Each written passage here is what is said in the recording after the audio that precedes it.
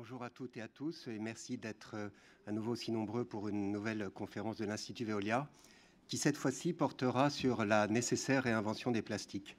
Alors si nous avions fait une conférence sur les plastiques il y a ne serait-ce que 2 décennies au début du XXIe siècle, nous ne l'aurions pas intitulé ainsi parce qu'à l'époque les plastiques étaient encore adulés. Aujourd'hui, ils sont conspués, il ne se passe pas une journée où dans la presse, nous trouvons des articles qui dénoncent les plastiques. Ce qui a fait le succès des plastiques a précipité en fait leur condamnation. Comme beaucoup de matériaux utilisés sur Terre, en fait, leur utilisation n'a pas été gênante tant qu'elle demeurait marginale. Mais dès lors que les plastiques ont connu un succès phénoménal, qu'ils sont utilisés partout dans le monde, leur utilisation est devenue problématique. Et c'est une mauvaise nouvelle pour l'environnement si la fin de vie des plastiques n'est pas mieux gérée. En effet, les plastiques engendrent de nombreux déchets qui mettent beaucoup de temps à se dégrader dans l'environnement et au point qu'ils sont devenus, en tout cas en tant que déchets, une bombe à retardement sanitaire et environnemental. Il faut savoir que c'est le plastique qui est le troisième matériau le plus utilisé par l'homme, après l'acier et le ciment, et que sa production va continuer de croître au cours des prochaines décennies, tirée notamment par les pays émergents, mais pas uniquement ceux-ci, puisque l'an dernier, en Europe, la production de plastique a augmenté de 3%, et si l'on considère uniquement notre pays, la France, elle a augmenté de 8%. À vrai dire, la vie des plastiques a quelque chose de paradoxal, parce que, alors qu'ils sont conçus pour durer, leur utilisation est éphémère. La moitié des plastiques servent d'emballage, et des emballages en plastique qui sont aussitôt jetés que le produit qu'ils emballaient était acheté. Autrement dit, si on considère l'existence, par exemple, d'une bouteille en plastique, elle met 450 ans à se dégrader dans la nature après avoir été utilisée quelques heures. C'est-à-dire que la quasi-totalité de son existence se passe sous forme de déchets. Paradoxe environnemental, donc, au regard de la si faible durée d'utilisation de ce matériau, mais aussi paradoxe économique, puisqu'on estime que 95% de la valeur des plastiques sous forme d'emballage est perdue après leur premier usage. Aujourd'hui, le plastique est partout. Il est dans les fauteuils sur lesquels vous êtes assis, il est dans votre smartphone, il est dans vos vêtements, il est dans les lunettes, il est dans les équipements médicaux, il est dans les jouets, il est aussi dans toutes les poubelles, dans tous les milieux naturels et dans toutes les mers, même les plus reculées, comme la mer de Tasmanie. On parle beaucoup des grandes gyres du Pacifique et puis de l'Atlantique dans lesquelles s'accumulent les particules de plastique. Il faut savoir que la mer méditerranéenne ne possède pas sensu stricto de pareilles gyres, mais c'est quand même une des plus polluées par les microplastiques. Alors qu'elle ne représente qu'1% des eaux marines, eh bien, elle concentre 7% des microplastiques. Alors, comment désintoxiquer l'économie au plastique ? En fait, on ne peut pas le faire. C'est là illusoire. Par contre, ce qu'on peut faire, c'est réduire l'usage des plastiques lorsqu'il existe des substituts. C'est pour ça que dans de nombreux pays, en tout cas, des réglementations surgissent pour interdire ou limiter drastiquement l'usage, les plastiques à usage unique. Pour beaucoup d'applications, en particulier en médecine, il n'existe pas d'équivalent acceptable, mais pourquoi utiliser des sacs en plastique pour emballer des aliments ou des produits lorsqu'il y a des alternatives ? La vraie solution réside aussi dans l'économie circulaire, cette économie qui transforme systématiquement les déchets en ressources. Car si ce matériau est partout, en fait, il est très peu recyclé. Son recyclage à l'échelle mondiale plafonne à 9%, à comparer à 80% pour les matériaux ferreux, à 60% pour le papier, à 50% pour le verre. Vous voyez que la marge de progression par rapport aux autres grands matériaux utilisés sur Terre est énorme. Et pourtant, les enjeux du recyclage des plastiques sont immenses. Ils permettent à la fois d'éviter une pollution supplémentaire, d'éviter un gâchis de matières premières, d'éviter la surexploitation de la nature, d'éviter aussi de relarguer dans l'environnement des gaz à effet de serre, puisque pour chaque tonne de plastique recyclé, on économise 5 barils de pétrole. De surcroît, cela permettrait de créer des emplois, et on estime que si l'Europe recyclait 60% de ses plastiques, elle créerait 80 000 emplois directs et 120 000 emplois indirects. Alors, pourquoi ce sous-recyclage généralisé des plastiques? Pourquoi observe-t-on tant de fuites de plastique dans l'environnement? Il y a de nombreuses causes à cela. La première, dans les pays émergents et en développement, c'est l'absence ou l'insuffisance des infrastructures de collecte des déchets et de retraitement de ceux-ci. Dans nos pays, c'est plus les limites des technologies actuelles de recyclage. Il y a aussi évidemment le coût du plastique recyclé, qui est souvent supérieur ou équivalent à celui de la matière plastique vierge. Il faut savoir qu'à 50 $ le baril, le plastique vierge est meilleur marché que le plastique recyclé. Il faut aussi pouvoir répondre aux exigences des industriels qui sont triples: la qualité des plastiques recyclés, leur disponibilité et puis aussi leur niveau de prix. Et si on ne massifie pas les flux de plastique recyclé de façon à amortir des installations de retraitement coûteuses, on n'arrivera pas à des niveaux de recyclage satisfaisants. De même, s'il n'y a pas un encouragement, que ce soit sous la forme de taxes ou de bonus ou d'incitations économiques ou bien de normes, pour que les industriels utilisent davantage de résines régénérées. Alors, qui dit recyclage dit éco-conception. Et évidemment, le recyclage n'est possible, en tout cas avec les plastiques, que s'ils sont conçus pour recycler. Et c'est là que le bas blesse, parce que la grande créativité de l'industrie plasturgique complique énormément la tâche des recycleurs. Le plastique présente une très grande diversité de résines, d'additifs et de mélanges qui rendent le recyclage un véritable casse-tête. Il faut savoir que les plastiques sont très variés, suivant qu'ils sont souples ou durs, qu'ils sont colorés ou non, transparents ou opaques, multicouches ou monocouches, ou bien qui permettent le contact avec un produit alimentaire ou non, qui sont thermodissociables ou non. Bref, et chacune de ces caractéristiques conditionne la possibilité de le recycler et emmène vers une technique de retraitement particulière. C'est pour ça, tant qu'il n'y aura pas d'obligation plus prononcée d'éco-conception, de nombreux plastiques, en l'état actuel des technologies, ne pourront pas être recyclés. La lutte contre cette pollution du XXIe siècle appelle à changer de paradigme, parce qu'avant, les plastiques étaient conçus pour durer. Et aujourd'hui, on demande des plastiques qui ne durent pas. C'est-à-dire des plastiques, en tout cas, qui soient rapidement biodégradables ou sinon recyclables. Et c'est en pensant le cycle du plastique dans sa totalité que l'on réduira la vie du plastique en tant que déchet et qu'on prolongera la vie du plastique en tant que ressource. C'est aussi comme cela, en pensant le cycle dans la totalité et en agissant en amont, que l'on parviendra en tout cas à stopper l'overdose de plastique dont souffrent toutes les mers du globe.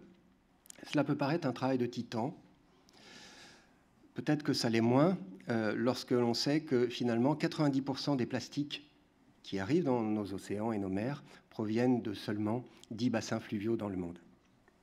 Et puis un dernier point que je voudrais signaler dans cette brève introduction, c'est que si les gens ne jetaient pas les plastiques sur les trottoirs ou dans la nature, ils n'aboutiraient pas dans les rivières et in fine pas dans les mers.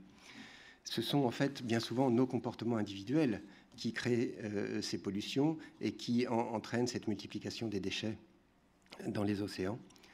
Et nous, que ce soit à titre individuel, que ce soit à travers des associations qui font un travail remarquable, que ce soit à travers des entreprises, nous devons tous et nous pouvons tous être des acteurs de la déplastification.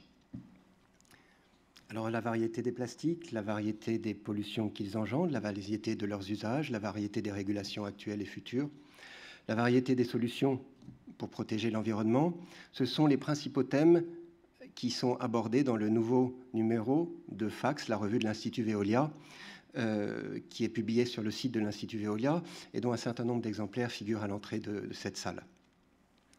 Ce numéro, qui a été coordonné par Fanny Arnaud de l'Institut Veolia, que je remercie chaleureusement, s'appuie sur de nombreuses expériences concrètes qui proviennent soit de pays émergents comme l'Indonésie, l'Inde ou bien Haïti, ou bien de pays développés comme les Pays-Bas ou les États-Unis ou la France.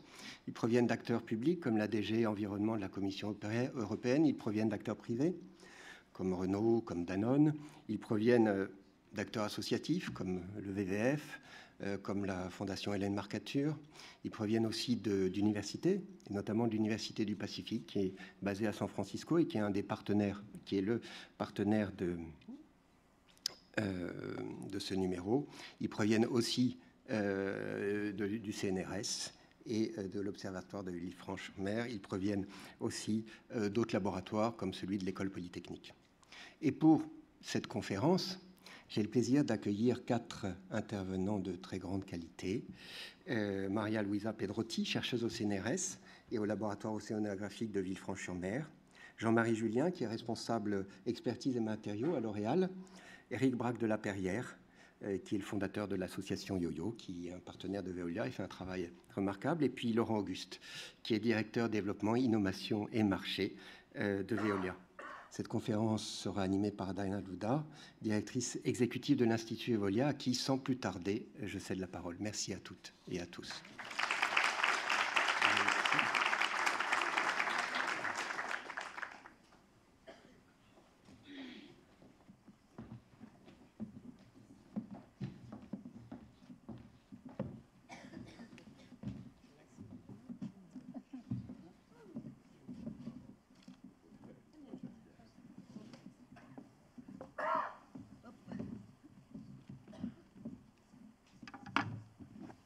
Bonjour à tous et à toutes. Merci d'être venus pour cette conférence sur la réinvention indispensable des plastiques.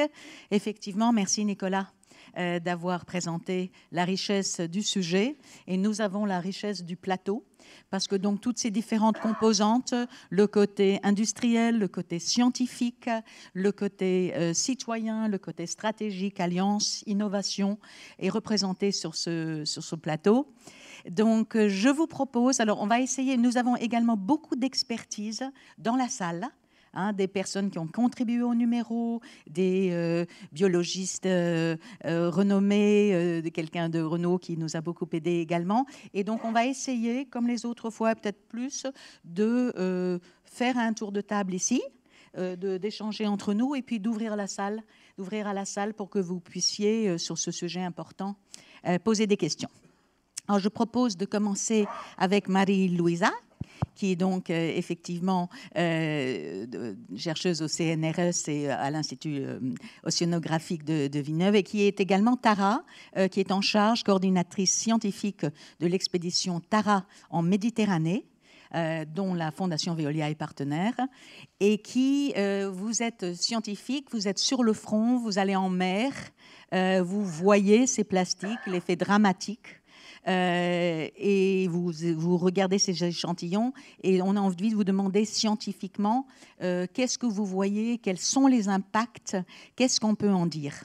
Alors, je précise que d'habitude, on bannit complètement les slides, mais donc Marie-Louisa en a plusieurs qui vont planter un peu le décor, un peu tragique, mais qui va planter le décor et qui sera utile pour contextualiser tout ce qui va être dit par la suite. Oui, bonjour à tous. Alors, effectivement, je suis chercheure au CNRS et depuis 5 ans à peu près, je m'intéresse à la pollution plastique. Pourquoi ? Mais parce qu'on est parti en Méditerranée avec Tara pour étudier le plancton et un peu les plastiques. Et on s'est rendu compte pendant la mission qu'en effet, c'était le plastique qui était la partie prenante de notre expédition, parce que chaque filet qui ont remonté de la mer, on trouvait des concentrations de plastique très importantes, et même à des endroits, on a trouvé plus de plastique que de plancton. Alors, évidemment que la majorité des échantillons, on a trouvé du plancton avec un peu de plastique, mais il y avait des endroits vraiment où la quantité de plastique était impressionnante. Et du coup, notre laboratoire a dit, mais on ne peut plus travailler sur l'écologie du plancton, sur le réseau trophique en mer, sans prendre compte de l'impact de cette pollution. Alors, comme a été déjà dit, je vais juste, voilà, c'est que je vais passer rapidement. En effet, 80% des plastiques qu'on trouve en mer proviennent de la terre. Ça veut dire que c'est principalement de la mauvaise gestion de ces déchets. Et on trouve 8 millions de tonnes de plastique en mer jetées chaque année. Une autre partie de ce plastique qui vient des activités maritimes, et ça aussi c'est important de savoir, par exemple, qu'un filet jeté ou abandonné en mer par un pêcheur, mais il va continuer à pêcher pendant 600 ans, parce que par exemple le nylon, il a un temps de vie très long. Et quand j'ai dit pêcher, en effet, il va tuer les mammifères marins, les tortues, qui vont être étranglés par ces filets qu'on appelle les filets fantômes. Ça fait que ça, c'est un impact très important. Alors, en Méditerranée, on trouve beaucoup moins de ce filet, mais là, j'étais aussi avec Tara Expédition dans le Great Garbage Patch. Ça veut dire que dans cette zone où la concentration de plastique elle est 4 fois la France, au Nord Pacifique, et là-bas, les filets de pêche composent 60% de types de plastique qu'on trouve en mer. Et alors, pour vous dire, mais les impacts, je passe ça, les impacts, c'est impressionnant parce que ça va de l'ingestion par les oiseaux. Il y a 1 million d'oiseaux qui meurent chaque année après avoir ingéré des plastiques et 100 000 mammifères marins. Alors ça, c'est, on dit, le côté superficiel de l'iceberg, parce que l'autre côté, en effet, c'est les microplastiques, qui c'est une pollution presque invisible.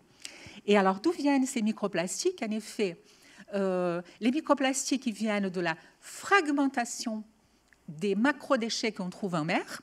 Ça veut dire que si aujourd'hui vous jetez une bouteille d'eau à Paris, par terre, mais cette poubelle, ce plastique qui du coup on considère un déchet, mais il va se trouver en mer en peu de temps. Et un déchet qui va être généré ici dans notre océan Atlantique, il va pouvoir contaminer d'autres régions pristines comme l'Arctique par exemple, parce qu'on a montré par nos études que comme la mer n'a pas de frontières, mais ce plastique-là, il est amené par les courants dans ces zones très pristines avec une biodiversité très fragile et il va contaminer ces régions.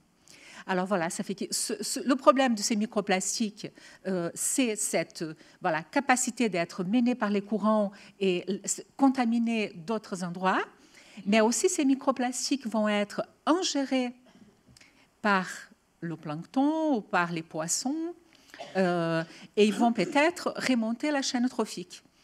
Alors, on a montré, par exemple, qu'on peut trouver une centaine de microbilles dans 1 kilo d'huîtres ou de moules. Après, on ne connaît pas encore les vrais impacts pour la santé de l'homme, mais on sait déjà que ces plastiques ils vont absorber des polluants, ils vont aussi lâcher, parce qu'on met des additifs dans le plastique pour le rendre solide, résistant au feu. Mais ces additifs, c'est du biphénol, c'est des produits qui vont être lâchés en même temps que les plastiques vont se fragmenter. Ils vont être ingérés par les petits poissons, qui vont être ingérés par les grands poissons, et ça va se trouver dans nos assiettes, sans qu'on comprenne exactement encore les mécanismes. Ça veut dire qu'on sait que les plastiques absorbent des polluants, on sait qu'il y a une bioaccumulation, mais on continue encore les études pour comprendre vraiment l'impact pour l'homme. Ça fait que ça, c'est des études qui sont très, très longues, et qu'on commence maintenant vraiment à mettre des relations entre cette pollution et l'homme. On sait déjà que pour la biodiversité, c'est un vrai problème. Et après, alors, je vais vous parler d'une dernière menace. Je crois que j'ai encore le temps. Il faut savoir qu'il y a 5 000 milliards de microplastiques en mer, et que la majorité des plastiques qu'on trouve en mer, donc, ce n'est pas des bouteilles et tout, mais c'est des particules qui ont la taille d'un confetti. Et alors, ces particules, en effet, elles peuvent servir de vecteurs pour le transport des espèces. Par exemple, ici, je vous montre des espèces benthiques. Voilà, la première là-haut, c'est des cyanobactéries qui vivent dans le sédiment et qui se sont franchies de cette distribution benthique et qui maintenant on les trouve au milieu de l'océan dans ces plastiques. Ça veut dire que il y a un impact pour la biodiversité, mais aussi on peut trouver dans ces plastiques, comme je vous montre là, des bactéries qui sont attachées à des fibres textiles, et on a même trouvé des bactéries qui peuvent être pathogènes pour l'homme. Ça veut dire que le plastique peut être un vecteur de transport et de distribution des espèces toxiques, des espèces pathogènes et aussi des espèces exotiques, comme par exemple la Méditerranée. On sait qu'il y a 1 millier d'espèces qui sont arrivées par la mer Rouge. Et pour l'instant, ça veut dire que ces espèces sont arrivées par les cargos, par les morceaux de bois et tout. Mais pour l'instant, on n'a pas encore pris l'importance et l'impact des microplastiques dans le transport de ces espèces. Parce que le plastique n'est pas encore considéré comme un vecteur d'introduction des espèces. Mais on peut imaginer, par exemple, j'ai des collègues qui ont déjà vu la possibilité de trouver des vibrio choléra. Bon, nous, on a trouvé d'autres vibrios aussi pathogènes en Méditerranée. Potentiellement, ça peut être quelque chose de dangereux. Waouh. Voilà. Oui, donc on comprend, potentiellement. On ne sait pas encore exactement les impacts, mais on voit bien que c'est quand même très grave pour la santé. Et donc, une des conclusions de beaucoup... Donc, vous continuez la recherche. J'imagine que peut-être la science se mobilise davantage que par le passé sur ce sujet-là. Alors, tout à fait. Surtout la France, elle commence à s'intéresser à peu près depuis 2010. Voilà, les premières publications à ce sujet datent de 2015 sur des expériences et des manips qu'on a fait en 2010. On est un petit peu en retard, mais on commence à attraper notre retard. Et donc, pendant ce temps, en même temps, des acteurs se mobilisent, des acteurs justement pour éviter que ces plastiques arrivent dans l'océan, dans les eaux. Il faut travailler sur Terre. Je crois que c'est une des leçons des études que nous avons menées. En tous les cas, c'est ce que Laurent m'explique depuis des mois. Donc, c'est sur Terre qu'il faut agir. Et donc, il y en a qui agissent. On a même l'impression qu'il y a une accélération et de la prise de conscience et des actions des acteurs industriels et même une pression réputationnelle, réglementaire sur notamment les industriels. Et donc, on a la chance d'avoir avec nous Jean-Marie Julien, qui est donc, comme le disait Nicolas, responsable de l'expertise matériaux chez L'Oréal. Donc, vous avez vu l'amour, le désamour pour le plastique. J'imagine que c'était un allié et qu'aujourd'hui, donc, il est à y critiquer. Comment ça se présente pour vous et qu'est-ce que vous faites face à ce sujet-là, en packaging notamment? C'est toujours un allié. Je crois que simplement, d'abord, bonjour à toutes et à tous. L'Oréal, il faut revoir que son objet, c'est le bien-être de tout le monde. Il faut voir ça aussi parce qu'il y a la technique, puis il y a l'homme derrière, et c'est pour l'homme, et la femme et l'homme, que l'on fait ça. Donc, pour pouvoir faire ça, il y a une stratégie qui avait été définie qui s'appelle Sharing Beauty with All. J'élargis un petit peu. Et cette stratégie Sharing Beauty with All concerne à la fois nos propres produits, la santé publique, mais aussi le comportement social. Et que si on veut faire quelque chose dans une société, on parlait tout à l'heure de l'éducation, etc., il faut que tous les acteurs soient ensemble. Donc, première chose, déjà, que les acteurs de votre propre société soient bien éduqués et puissent avancer. La deuxième chose, c'est leur donner aussi les outils.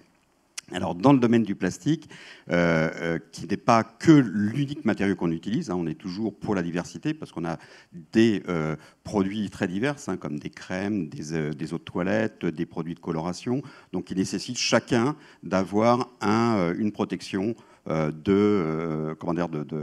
efficace en termes de barrières. Donc on utilise du papier, du carton, on utilise des métaux, on utilise du verre, donc des ressources minières. Ces ressources minières, c'est très simple.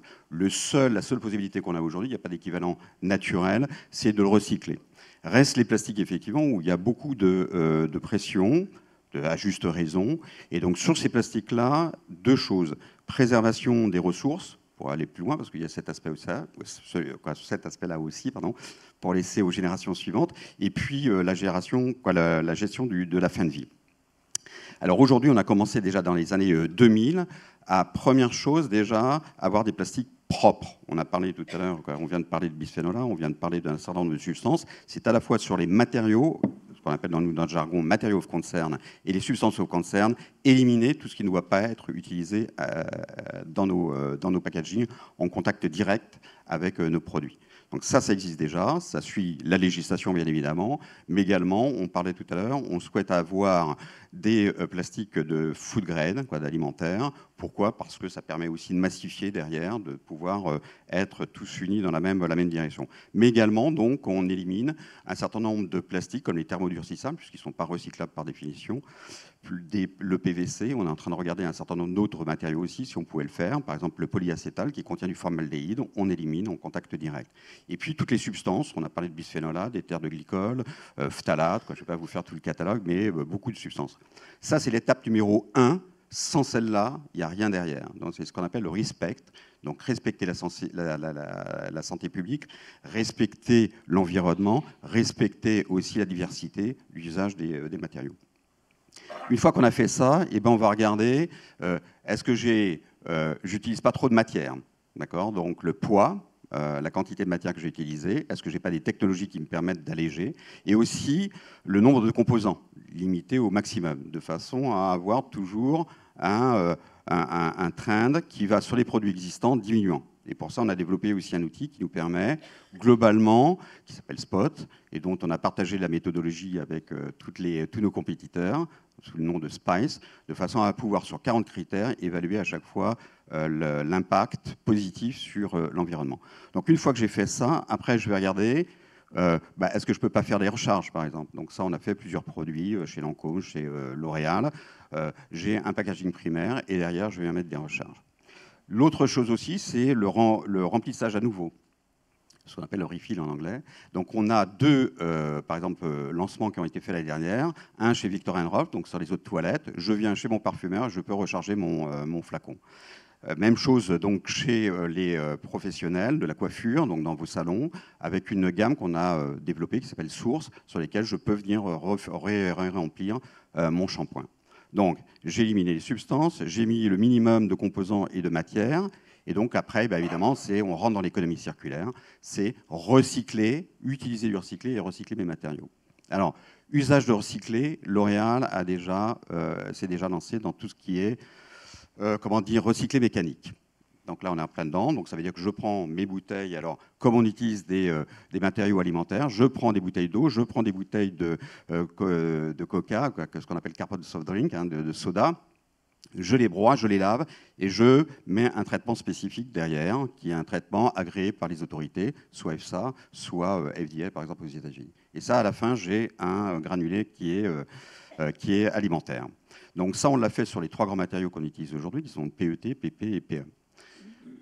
À l'issue de tout ça, il y a quand même des apprentissages. Donc on apprend derrière que l'esthétique, elle est quand même dépendante de nos entrants. C'est-à-dire que pour un flacon complètement transparent, je vais être un peu gris, je vais être un peu jaune, j'aurai des points noirs.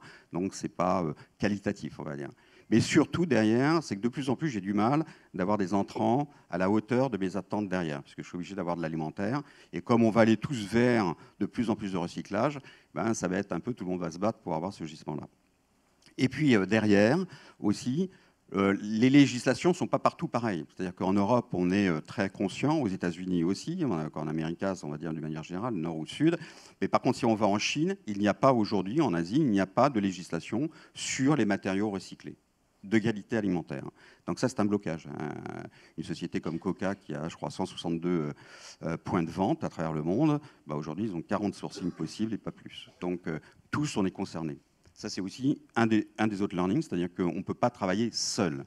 Ce n'est pas L'Oréal dans son petit coin qui va faire des choses, ce n'est pas Danone, Nestlé, voilà, c'est tous ensemble qu'on va pouvoir faire quelque chose. Donc ces learnings-là nous ont permis de se dire, il va falloir trouver d'autres solutions. Donc on a engagé, puisque ça va être en 2019 cette année, et puis en 2020 les premiers produits sur le marché, on a encouragé des startups, donc il y en a une qui s'appelle Loop, pour aller vers la dépolymérisation des polymères, c'est-à-dire revenir aux matériaux de base. Un polyester, c'est la réaction entre un acide et un alcool. Je reviens vers l'alcool et l'acide, et comme ça, je peux reproduire la même qualité, le même niveau d'exigence alimentaire, sans avoir tous les polluants qui sont à l'intérieur. Donc ça, on a encouragé, et pareil pour le PE, le PP, donc 2019 à 2021, on va dire. Et puis on croit qu'on peut faire encore mieux. Alors il y a Loop, mais il y en a d'autres. Et il y a plusieurs process qui existent aussi. C'est ça la complexité aujourd'hui, c'est que de plus en plus on a de nouveaux process qui arrivent. Donc choisir les bons, c'est le challenge que l'on a. Et puis donc troisième niveau, le biorecyclage. Donc on développe, on soutient avec un certain nombre de groupes. L'annonce sera officielle en avril, 3 grands groupes. Une initiative qui est Carbios, donc qui est le recyclage enzymatique. Là, pareil, mon PET, là, c'est une enzyme, cette fois de l'eau chaude, d'une enzyme, et je retourne aux matières de base pour reproduire du PET derrière. Donc, respect, le nombre de composants le reduce, derrière, le minimum de composants, etc. Je recycle, et bien évidemment, j'aurai des pertes là-dessus, et donc je vais utiliser, compléter, parce que l'objectif, in fine, c'est 0 fossiles en 2050, mais on pense qu'on arrivera bien plus tôt, donc avec des bioplastiques, entre guillemets, donc biosourcés, non pas biodégradables, parce que la biodégradabilité a aujourd'hui, demain il y aura peut-être de nouvelles technologies, mais on prend des produits, donc une ressource quelconque, végétale généralement, mais il n'y a pas de flux pour pouvoir la traiter en compost aujourd'hui, déjà un. Et s'il y avait ce flux de compostage qu'il y a derrière, aujourd'hui, on va générer des gaz à effet de serre, du CO2, du CH4, de l'eau, c'est le principe de la biodégradation. Et les gaz à effet de serre, ce n'est pas trop ce qu'on souhaite. Là aussi, on a des programmes pour, à partir des gaz à effet de serre, fabriquer des plastiques. On a travaillé dans le passé avec une société qui s'appelle New Light aux États-Unis. Donc, je prends le CO2, la décomposition de mes organiques, il y a 3 sources, soit ça, soit la production industrielle avec du CO, l'industriel, et je transforme en éthanol, puis après je le transforme en matière plastique. Donc ça, c'est ce qu'on va faire. Donc pas de biodégradables, des biosourcés, pas de biosourcés génération 1, parce que là c'est compliqué. Donc ça, génération 1, ça veut dire derrière tout ce qui est canne à sucre, tous ces produits-là qui vont consommer de la terre, de l'eau, qui vont peut-être mettre socialement des péones de côté, etc. Donc on va plutôt vers des végétaux. Donc on a des consortiums avec Danone, avec Michelin, avec Forestia, etc. Donc 1, respect, 2, renews, 3, recycle et 4, bio derrière. Voilà le programme. Et là, donc, objectif derrière, de manière très simple, 2025, 100% de nos emballages qui sont recyclables, compostables et ou réutilisables. Ça, c'est l'engagement qu'on a pris à Davos. 2020, on va avoir 40% de PET dans nos flacons recyclés, ça c'est sûr. Et à l'horizon de 2050, je disais tout à l'heure, mais je pense qu'on sera bien avant, 0 fossile. Voilà, j'ai été très long, très bavard. J'espère que je ne vous ai pas ennuyé. Non, au contraire, vous avez montré le nombre de solutions. On peut prendre des chemises. Cette chemise, demain, elle viendra une bouteille de PET ou de la moquette. Voilà, donc, beaucoup de pistes, beaucoup de pistes. Voilà. Pas pour éliminer le plastique, mais pour le repenser, l'utiliser moins, le traiter dans toute sa chaîne de vie. On le disait tout à l'heure, le plastique, d'abord, c'est une caractéristique d'un matériau, thermoplastique, c'est que je peux justement refondre continuellement. Et on voit bien qu'on a besoin de ces matériaux. En médecine, on en parlait tout à l'heure, dans plein de domaines, on en a besoin. Le tout, c'est qu'est-ce que je consomme et comment je le consomme et comment, à la fin, je lui donne une durée de fin de vie qui est correcte, tout en assurant les performances habituelles. Oui. Juste pour signaler que du coup, l'empreinte du plastique biosourcé, elle est nulle. Parce qu'on va capter le CO2, même si après on va le dégager, on reste quand même sur une empreinte neutre par rapport au CO2, qui a déjà une avancée. Et je voudrais juste rajouter une chose, simplement le recyclage, parce qu'on parlait, et c'est passionnant ce que vous dites sur la mer, et tout le monde doit en être conscient, et donc on pollue. Et donc c'est un peu comme la baignoire, c'est-à-dire que quand on a une fuite d'eau, on commence par éponger et fermer le robinet après, on ferme le robinet. Donc c'est très important, très rapidement, de faire le recyclage et de faire tout ça. C'est primordial. Bien sûr, il faut aussi aller chercher dans la mer, essayer de faire ce qu'on peut faire, mais première étape vraiment, parce que ça, on a un levier verrouillé et de faire que tout soit recyclé. Merci. Effectivement, on a un autre levier dont on parle de façon émotionnelle, épisodique. Enfin, on ne sait pas exactement ce qu'on peut faire avec. C'est le consommateur. Et là, avec vous, Éric Braque de la Perrière, c'est formidable parce qu'on va pouvoir voir aussi dans toute cette chaîne d'acteurs qu'il faut repenser, remobiliser. Vous avez, c'est d'ailleurs intéressant, vous étiez déjà de éco-emballage, devenu Citeo. Et puis maintenant, donc, vous avez fondé une plateforme YoYo pour amener les consommateurs, pour mobiliser les consommateurs. Pourquoi ? Et puis, jusqu'où on peut aller avec la mobilisation des citoyens consommateurs? Comment vous faites? Alors, pourquoi j'ai créé YoYo? Tout simplement parce que dans mon 3e mandat chez Citeo, on me proposait toujours de dire, voilà, le timing pour doubler le taux de recyclage en France. Et donc, par projection, on pouvait s'imaginer le timing pour doubler, tripler le taux de recyclage en Europe. Et ce timing, il me sortait du jeu constamment. J'avais 55 ans et on double le taux de recyclage. J'aurais été, je ne sais pas où, mais plutôt là-haut que présent. Et donc, j'étais à chaque fois sorti du jeu. Donc, étant donné que j'ai un ego très fort, je me suis dit, c'est impossible. D'accord. Et en vrai, c'est ça ce qui est très alarmant. C'est le temps qui passe. Le temps qui passe avec de l'inaction, qui crée énormément de perturbations, comme vous l'avez dit, madame. Et malgré tout, il y a pourtant, plein d'initiatives. Donc voilà pourquoi j'ai créé YoYo. Je me suis dit, comment accélérer le temps? Alors, ce que vous avez dit, monsieur, est tout à fait intéressant.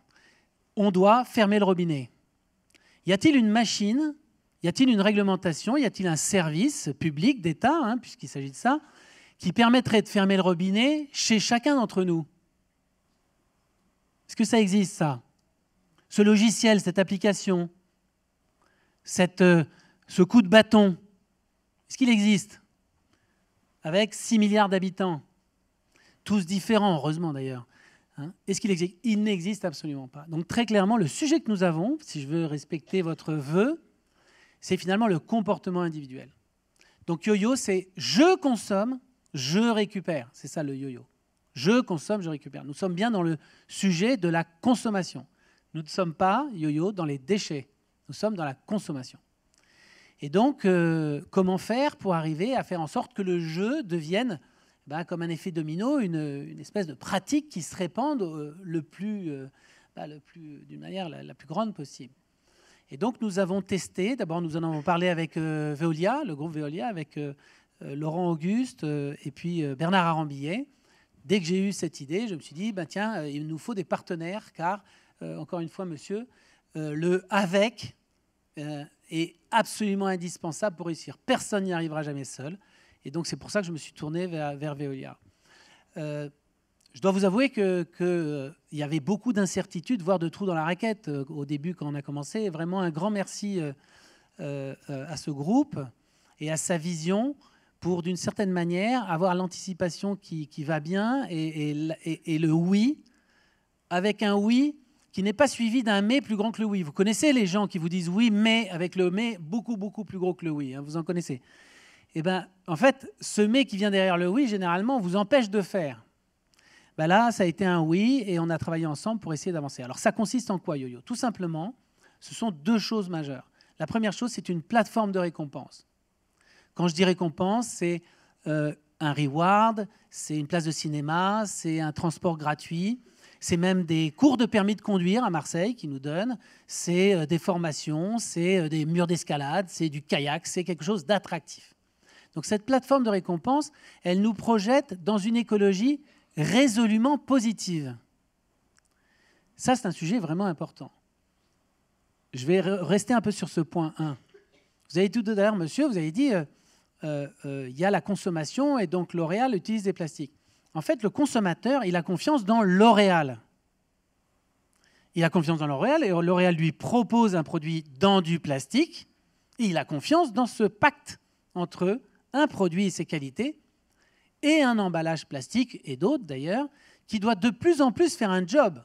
Car si le produit à l'intérieur est bio, etc., il a moins de résistance. Donc à l'extérieur, il faut qu'il soit davantage protégé. Donc l'engagement de L'Oréal, c'est de dire je vais vous proposer un bon produit sur la durée et ça sera emballé dans du plastique.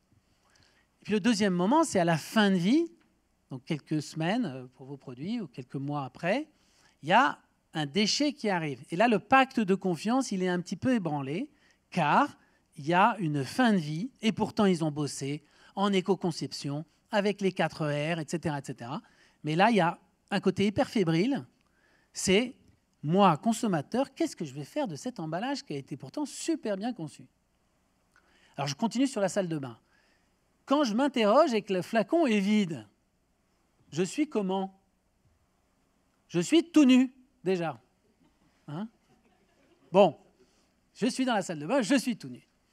Et puis, ce que j'ai dans la main, c'est petit. Et vous avez tout de suite compris, vous les experts du recyclage, c'est que je suis tout nu, donc je ne vais pas faire les quelques pas vers le bac de tri qui est où? Dans la cuisine. Donc, je le mets dans les OMR, dans la poubelle de la salle de bain.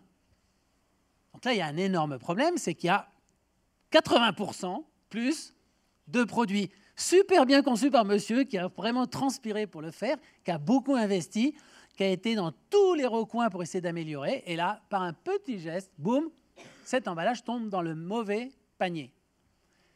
La deuxième chose, si jamais j'y vais quand même à ma cuisine, et puis je rentre vite pour aller bien au chaud dans ma salle de bain. Comme mon emballage est petit, alors là, on va dans un secteur industriel, vous connaissez bien, le trommel dans les centres de tri ne va pas accepter ce petit emballage et va s'entomber dans les fines. Je parle à des experts. Hein. Donc, finalement, dans un centre de tri, on va éliminer cet emballage parce qu'il est en dessous de 10 cm, etc., pour toutes les raisons que vous connaissez. Ça s'améliore, mais ce n'est pas encore le cas. Et donc là, à la fin, il n'y a plus que 14% des produits de la salle de bain qui sont recyclés, pourtant qui sont recyclables. Voilà, donc ça c'est le premier point. C'est sur le rôle clé du consommateur à un moment de la fin de vie de l'emballage.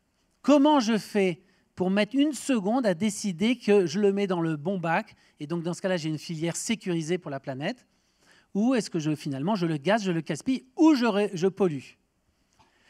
Le deuxième sujet qu'on a, après l'engagement du citoyen, c'est d'avoir un tri à la source. Et notamment, là, le sujet de l'argent public.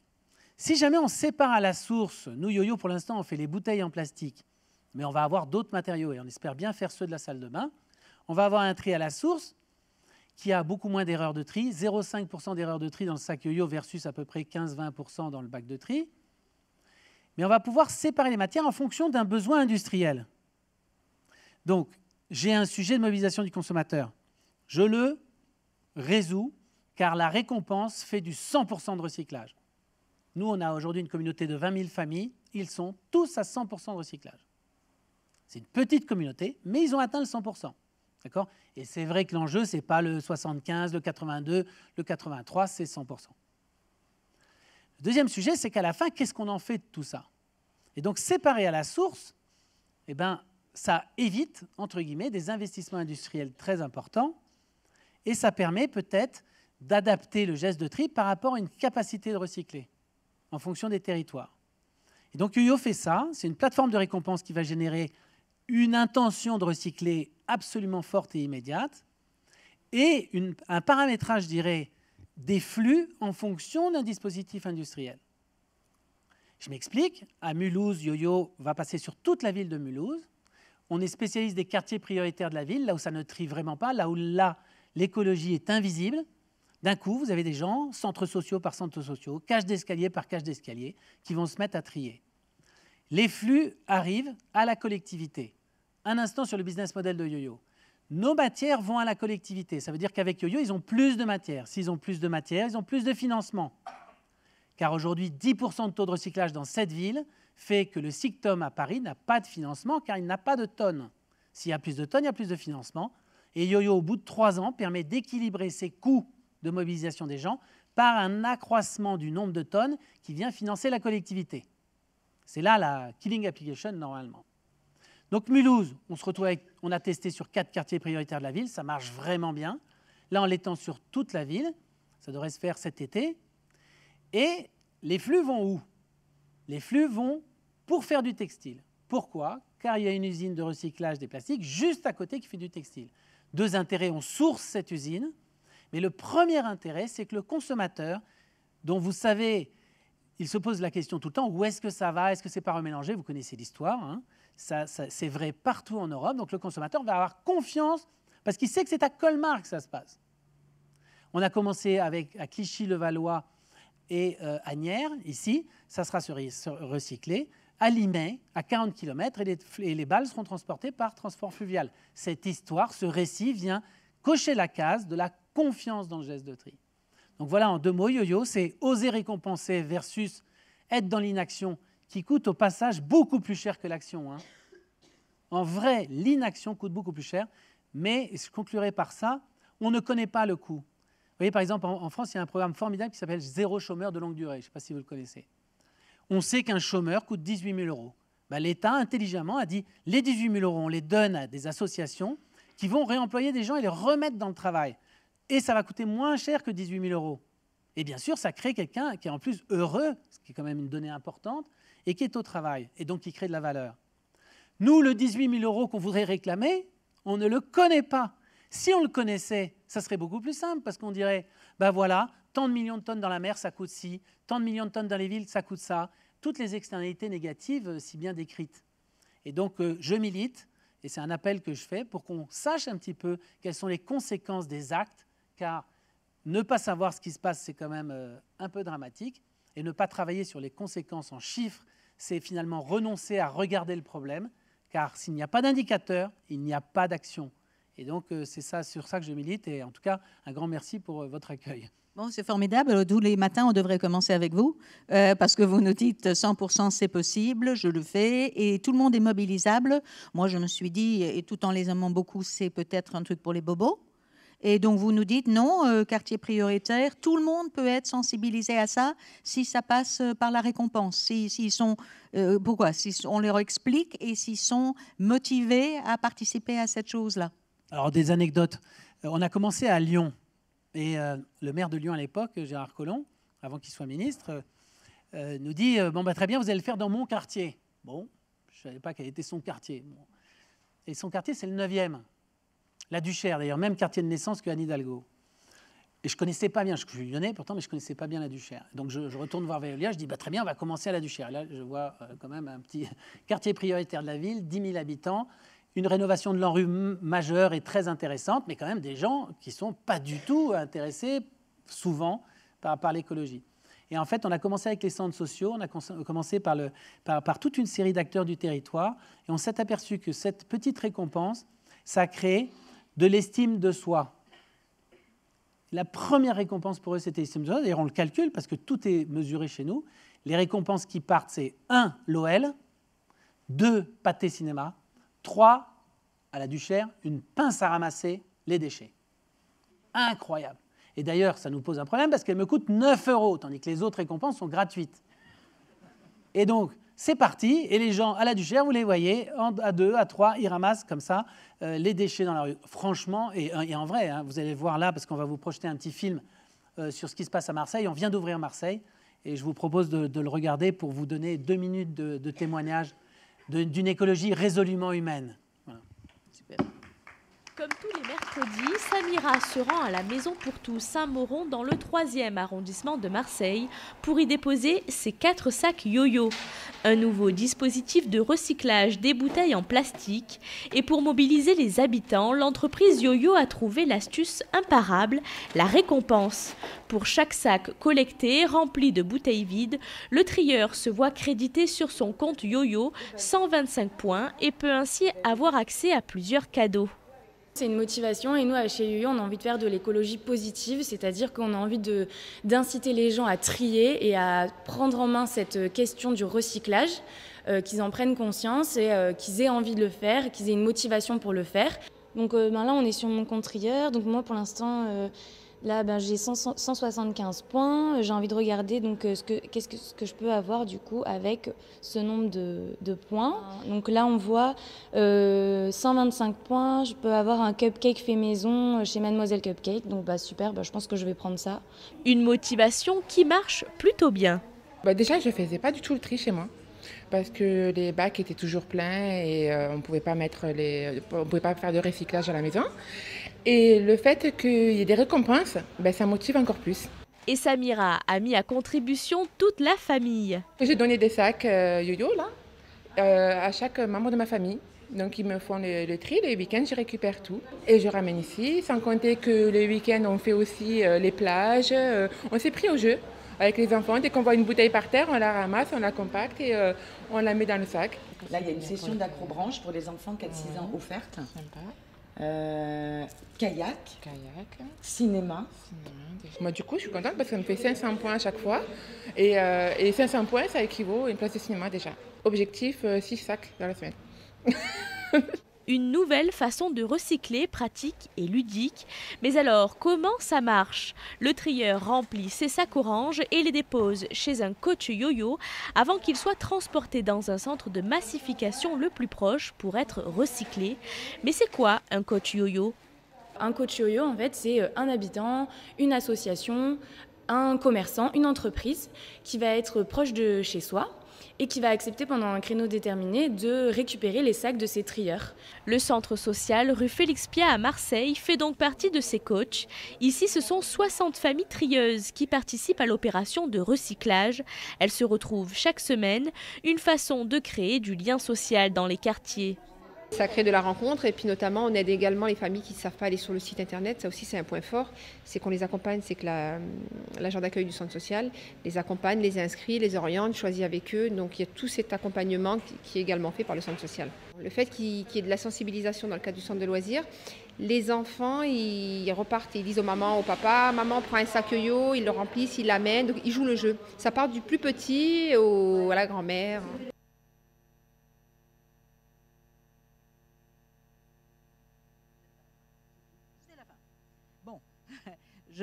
Formidable, merci. Et je vois que ça repose, j'ai l'impression que ça repose beaucoup sur les femmes, d'après ce film, mais c'est bien. Je pense qu'il y a... Bon, je passe la parole à notre champion de la diversité. Donc Laurent, qui est quelque part notre ambassadeur économie circulaire, tous les jours, il signe des accords avec des industriels, peut-être pas tous les jours, mais enfin beaucoup, avec des grands industriels pour aller dans cette direction que vous évoquez, de l'industriel, des nouvelles alliances, les consommateurs. Est-ce que tu peux nous dire un peu comment, c'est quoi dans la stratégie de Veolia et comment tu vois ce nouveau jeu des acteurs tous ensemble qui a été décrit par les participants précédents? Bonjour à tous, je vais y venir, mais avant ça, je pense qu'il y a, tout le monde est un peu d'accord sur la problématique des plastiques, donc je vais peut-être essayer d'emmener une pierre au débat et avoir un son un peu dissonant pour dire le plastique c'est fantastique. Hein, donc tout le monde connaît, en tout cas les gens qui sont assez vieux connaissent la chanson, et je pense que c'est vrai, ça reste vrai.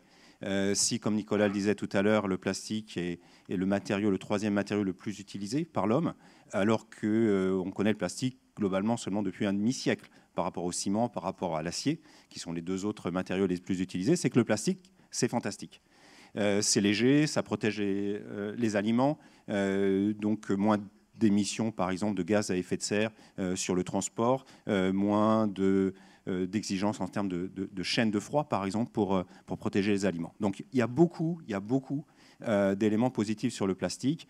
Et aujourd'hui, à peu près 300 millions de tonnes produites par an, avec des taux de croissance proches de 10%, et qui vont continuer en Asie, en Afrique, là où on en a besoin. Face à ça, il y a effectivement ces 8 millions de tonnes qui finissent dans les rivières, dans les océans chaque année, de façon assez localisée. Hein. Encore une fois, Nicolas le disait tout à l'heure, on parle d'une dizaine de rivières de 6 pays qui sont pour l'essentiel à l'origine de ces fuites aujourd'hui dans les mers. Mais on ne parle pas, et à mon avis pas assez encore, par exemple de la situation en Afrique et à des endroits où il n'y a parfois pas les rivières qui permettent d'aller jusqu'à la mer, mais où il y a d'autres problématiques. Donc la problématique est en fait peut-être plus large. Le plastique, j'ai envie de dire, c'est fantastique aussi parce que ce qu'on voit globalement depuis 2 ans est, de mon point de vue, fantastique. 3 affirmations par rapport à ça. On voit depuis 2 ans une mobilisation forte, j'ose dire sans précédent. La seule que j'ai en tête, c'est celle du début des années 90 autour des gaz, des CFC, hein, le trou dans la couche d'ozone, où il y a eu une mobilisation assez forte de l'industrie pour dire voilà, il faut qu'on fasse quelque chose. Et en quelques années, on va dire le problème a été réglé. Aujourd'hui, du fait de la mobilisation, de la prise de conscience de la société civile, des consommateurs, grâce à Internet, il y a une mobilisation extrêmement rapide des marques, d'abord, hein, L'Oréal, Danone, Nestlé, Coca-Cola, Procter & Gamble, Unilever, tout le monde a pris des objectifs et c'est vraiment venu des CEO, des PDG le plus haut de l'entreprise, une prise de conscience quelque part du risque. Et ce concept dont on parle à Veolia en tant que droit d'opérer a commencé à se révéler. Donc d'abord chez les marques. Ensuite, chez les chimistes, les pétrochimistes. Rendez-vous compte, il y a depuis maintenant 1 an et demi un responsable développement durable chez ExxonMobil. C'est la première fois qu'ils ont un responsable développement durable. Et pourquoi? Son premier travail, c'est la problématique plastique. Donc, c'est quelque chose qui a permis de créer cette mobilisation forte et sans précédent, et qui me donne confiance quant au fait qu'il va pouvoir y avoir des solutions qui vont se mettre en place. Il y a une alliance qu'on appelle l'Alliance to End Plastic Waste qui a été formée en début d'année avec des chimistes, avec des marques, avec Veolia, où il y a des moyens importants qui sont engagés, 1,5 milliard sur 5 ans, pour aider à transformer les choses.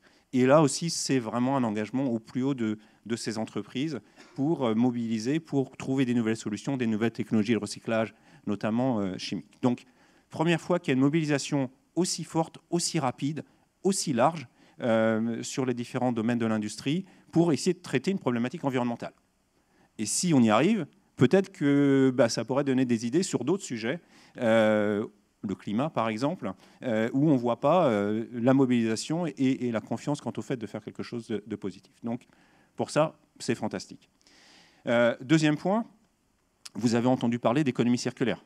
On en parle depuis un moment, tous les bénéfices possibles de l'économie circulaire, arriver à faire des boucles, l'impact effectivement économique, environnemental, social, ramener des emplois au niveau local. Cette mobilisation conduit, monsieur le disait tout à l'heure, les différents acteurs de la chaîne de valeur. Et quand on pense chaîne de valeur, on pense traditionnellement économie linéaire, des gens qui produisent les plastiques, des gens qui vont concevoir les emballages, des gens qui vont utiliser les emballages et des gens qui vont ramasser en fin de vie ces emballages, ces déchets. Aujourd'hui, on pense vraiment boucle et il y a des partenariats qui se montent. Il y a une vraie prise de conscience quant au fait que personne seul ne peut avoir la solution, il faut collaborer. Et ça, c'est nouveau. C'est nouveau dans notre monde où chacun travaille traditionnellement dans ses silos, fait son truc, et puis après, ce qui se passe, pas vraiment en affaire. Non, là, il y a une prise de conscience et de responsabilité sur l'ensemble de la chaîne de valeur pour vraiment avancer vers des collaborations et trouver des solutions ensemble qui vont permettre d'arriver effectivement vers du recyclage, traiter ces 8 millions de tonnes et plus de plastique qui finissent dans l'environnement ou qui finissent dans nos décharges ou nos incinérateurs, et alors qu'on pourrait en fait redonner de la valeur à ces matériaux et les réutiliser si on a su bien concevoir les emballages, si on s'est soucié effectivement des mélanges entre les différentes résines, des additifs, etc. Donc là aussi, en fait, le plastique c'est fantastique parce que ça devrait nous permettre de faire en fait la vraie première boucle d'économie circulaire et à l'échelle, vraiment, je vais dire dans le monde entier. Donc fabuleux. Troisième dimension, vous voyez cette photo. Cette photo, elle n'est pas prise à Aubervilliers, encore que Aubervilliers, vous regardez autour de nos bureaux, tous les migrants, elle pourrait être prise à Aubervilliers. Pardon, ça me donne juste un petit peu d'émotion. Vous allez à Haïti, vous allez en Inde, vous allez en Indonésie, aux Philippines. C'est ces gens qui ramassent les déchets, les chiffonniers. C'est vraiment les gens les plus pauvres. Et qui ramassent les cartons, qui ramassent les métaux, parce que c'est ce qui a de la valeur aujourd'hui. Ils ne ramassent pas les plastiques, les bouteilles de PET, parce qu'elles ont un peu de valeur. Mais ils ne ramassent pas le reste. Vous prenez une boîte comme Unilever. Unilever a 10% de son chiffre d'affaires en Inde, mais 30% de ses emballages. Pourquoi ?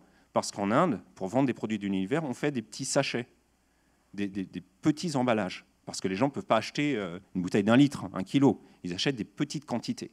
Et bien sûr, ça, c'est beaucoup d'emballages qui finissent justement au final dans la rivière, dans la mer.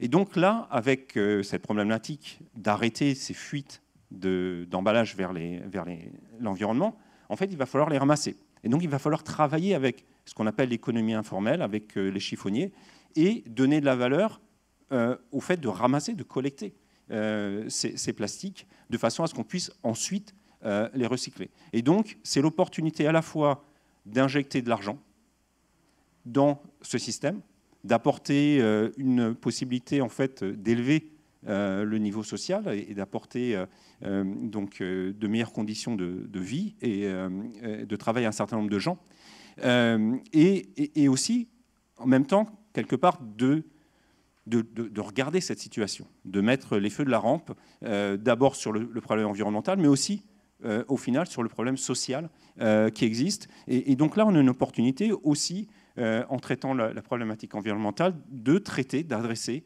une problématique sociale. Donc le plastique, c'est vraiment fantastique. J'ai donc ces trois certitudes, quelque part, sur l'opportunité que ça représente.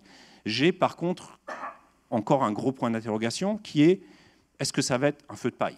Il y a cette mobilisation forte, cette sensibilisation. En 2050, plus de plastique dans les océans que de poissons, l'impact potentiel sur la chaîne alimentaire, même pour l'homme.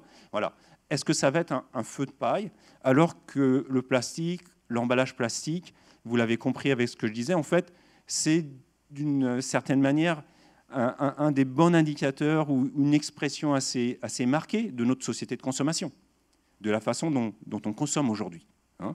Et vous le disiez tout à l'heure, monsieur, peut-être qu'il faut, et c'est l'opportunité de changer les pratiques, d'aller garder son emballage et d'aller remplir l'emballage plutôt que d'avoir une utilisation simple et puis de jeter. C'est tellement pratique. Donc, est-ce que ça va conduire à la fois chez les consommateurs, mais aussi chez les industriels, à avoir une prise de conscience plus forte, plus durable, plus large, parce qu'il y a un certain nombre d'autres sujets, d'autres problèmes qui sont à traiter, pour anticiper mieux l'impact de ce que l'on produit, l'impact de la façon dont on consomme, pour nous conduire à une société plus circulaire, plus durable. Et donc, au final, est-ce que le plastique aura été vraiment fantastique et nous aura conduit à réconcilier aussi l'environnement et le social avec, et Eric n'a pas suffisamment, à mon avis, il pourrait insister plus sur le lien social de ce qu'il fait avec Yoyo, de ce que ça permet de faire dans des quartiers comme la Duchère, comme des quartiers zéro chômeur, et où là aussi il y a toute une dimension au-delà du souci environnemental, une dimension sociale et humaine qui sont à mon avis essentielles. Merci pour la passion. Et merci d'avoir élargi effectivement et en montrant, enfin c'est ce que vous avez tous fait, que le plastique c'est une question technique, économique, industrielle, sociétale, sociale, réglementaire, enfin toutes les différentes. J'ai un tout petit. Oui. Si je peux rajouter un mot quand même, parce qu'il faut quand même que je le dise. C'est un super business pour Veolia. Et Veolia a vraiment un rôle essentiel à jouer. Hein. On a multiplié par 5 notre chiffre d'affaires et notre capacité de production de plastique recyclé globalement sur les 2 dernières années. On va encore les multiplier par 2, donc ça fera par 10 par rapport à il y a 2 ans. Et Veolia aujourd'hui se place vraiment comme le leader en matière de plastique recyclé, mais aussi le leader en termes de facilitation de la collaboration que j'évoquais tout à l'heure. Donc avec le travail qu'on fait avec un certain nombre d'acteurs, à la fois des marques, à la fois des gens qui produisent le plastique. Et donc c'est une formidable opportunité de contribuer à ressourcer le monde. Pardon. J'ai l'impression, en vous entendant tous, mais j'ai envie, avant d'ouvrir, de passer la parole, parce que bon, effectivement, on a l'impression qu'il y a beaucoup d'émotions dans l'apparition du sujet, dans la prise de conscience, avec les photos de Attenborough, avec les tortues, avec les oiseaux, etc., englués, et que ça peut être un phénomène émotionnel et donc passager. En même temps, tout ce que vous décrivez, ce sont des choses très raisonnables. Elles sont passionnées. elles suscitent chez vous tous d'ailleurs beaucoup d'émotions, à nous tous, mais ça semble raisonnable aussi, et les solutions que vous décrivez semblent structurées, revoir des process, changer donc les systèmes de motivation, continuer la recherche et faire ces alliances. Vous pensez quoi, avant d'ouvrir, vous pensez que c'est une mode ou vous pensez que c'est quelque chose vraiment là, il y a une prise de conscience et des mécanismes tels qu'on ne peut pas revenir dessus, on va aller dans l'utilisation du plastique raisonné pour l'avenir durable? Mais moi, je pense que on parle maintenant même de changer d'ère géologique vers l'anthropocène, parce que le plastique a vraiment marqué d'une empreinte dans notre société. Quand on parle d'une augmentation de 4% de la production de plastique par an, ça veut dire que je ne crois pas que ça c'est une mode. Je pense que c'est une vraie prise de conscience collective pour vraiment essayer de régler ce problème. Comme vous dites, le plastique, c'est fantastique. Ça veut dire que le plastique, ce n'est pas un ennemi, c'est l'usage qu'on fait du plastique qui pose un problème. Et je pense que c'est là-dessus qu'on doit tous travailler ensemble. Et à mon avis, je pense que c'est quelque chose qui va vraiment évoluer dans le bon sens. Espérons. Peut-être faire un comparatif pour essayer d'imager un peu l'industrie automobile. Dans les années 70, il y a eu l'ABS qui est sorti et l'airbag, 70-80. C'était destiné à qui? Aux modèles plutôt allemands et pour les Français plutôt haut de gamme, hein, comme on dit. Bien.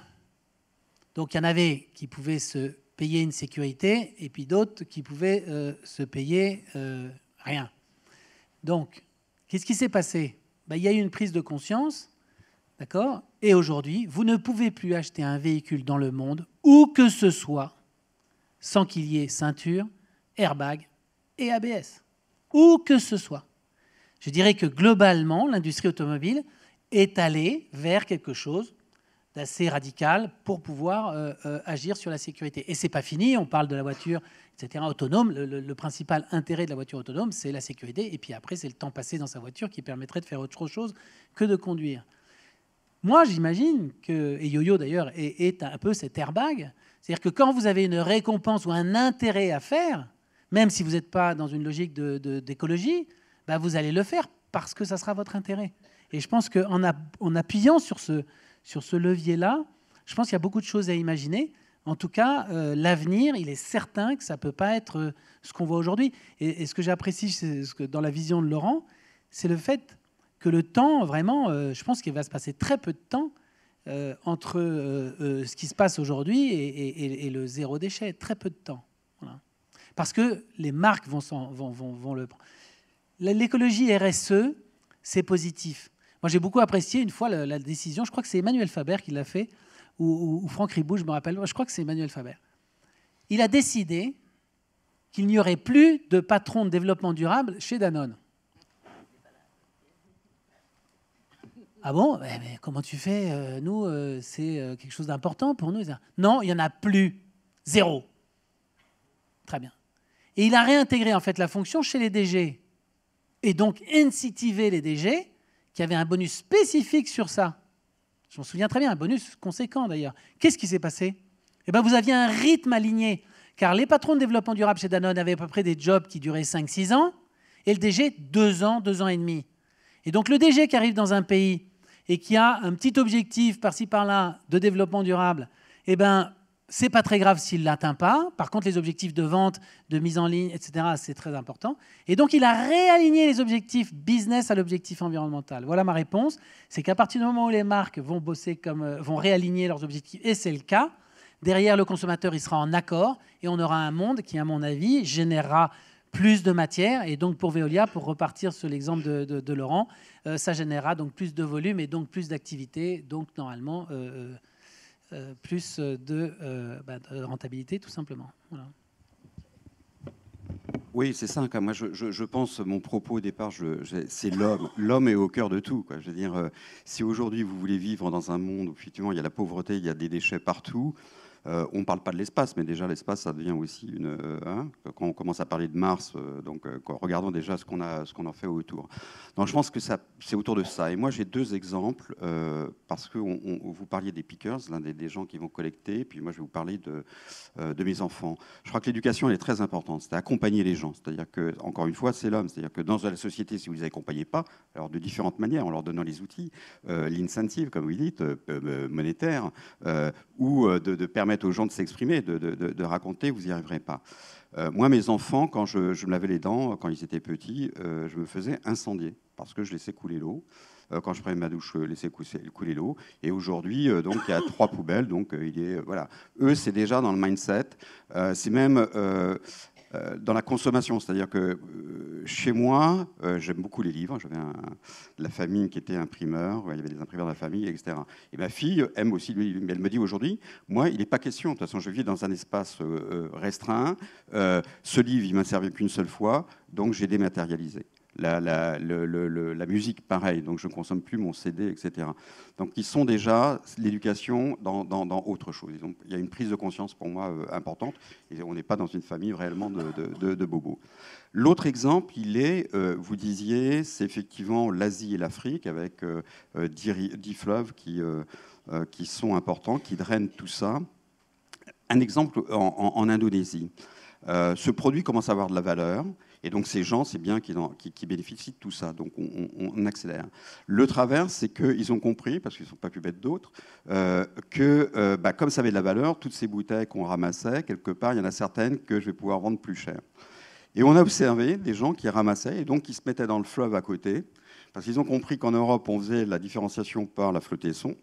Et donc, ils arrivent avec les gros bacs, 100 mètres plus loin, il y a leurs copains, et je récupère ce qui flotte, parce que je sais que ça a valeur, ou ça.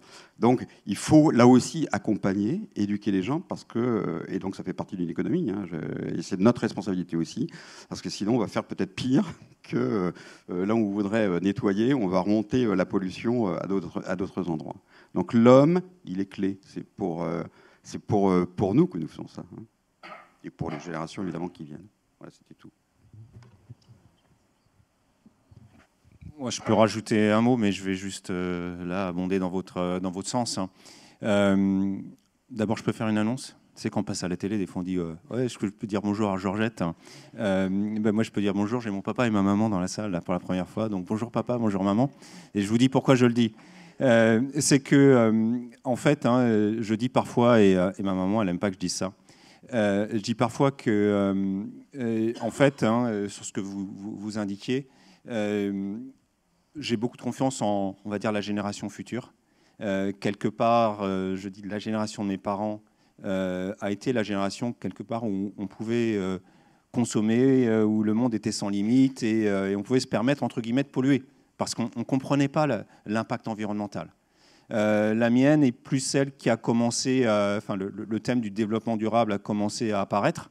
Et on est un peu comme la phase d'adolescence, là, après l'enfance, où on ne se sent pas bien parce qu'on sent qu'il y a un truc qui ne va pas et qu'il faut savoir inventer l'étape d'après.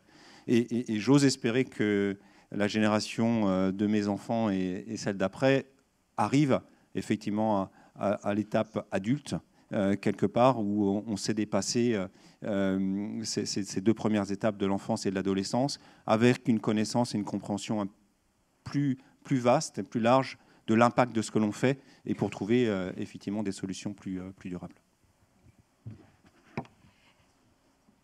Est-ce que je peux ouvrir à la salle? Est-ce que vous avez des questions, des choses à compléter? On a parlé de Renault tout à l'heure, de l'automobile. Peut-être que vous, monsieur, qui avez aimablement contribué à la revue.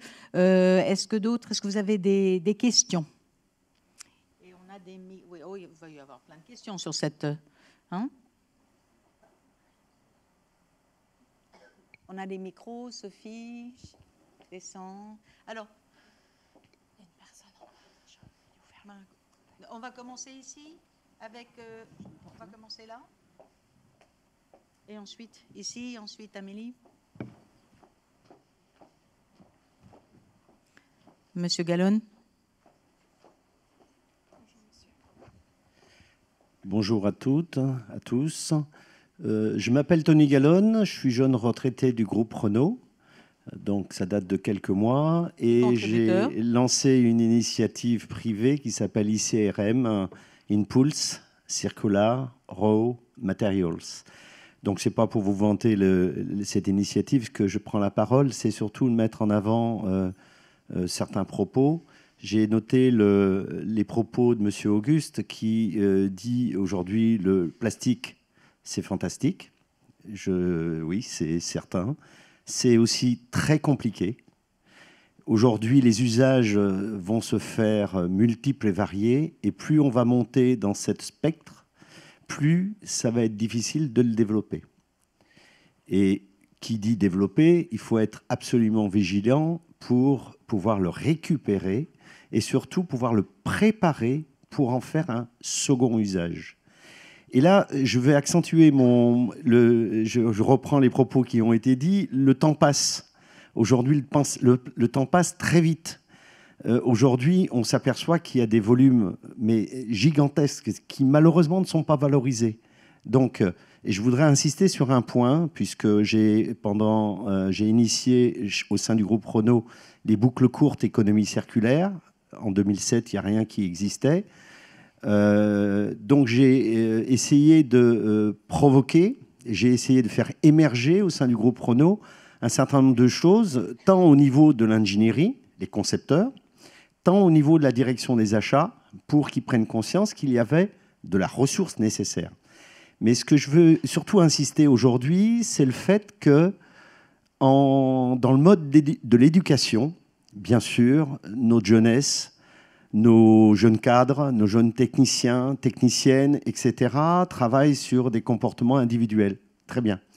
Mais je vous invite à aller voir aujourd'hui les instances académiques, les écoles supérieures, et noter le nombre de sujets qui met en avant des techniques ou des innovations ou de l'éco-innovation sur l'emploi des ressources plastiques, mais ça peut être aussi des métaux critiques, ça peut être aussi des ferreux, des non-ferreux, etc. Le nombre de sujets liés à l'économie circulaire et notamment, on va dire, la démonstration de certaines boucles courtes, efficaces.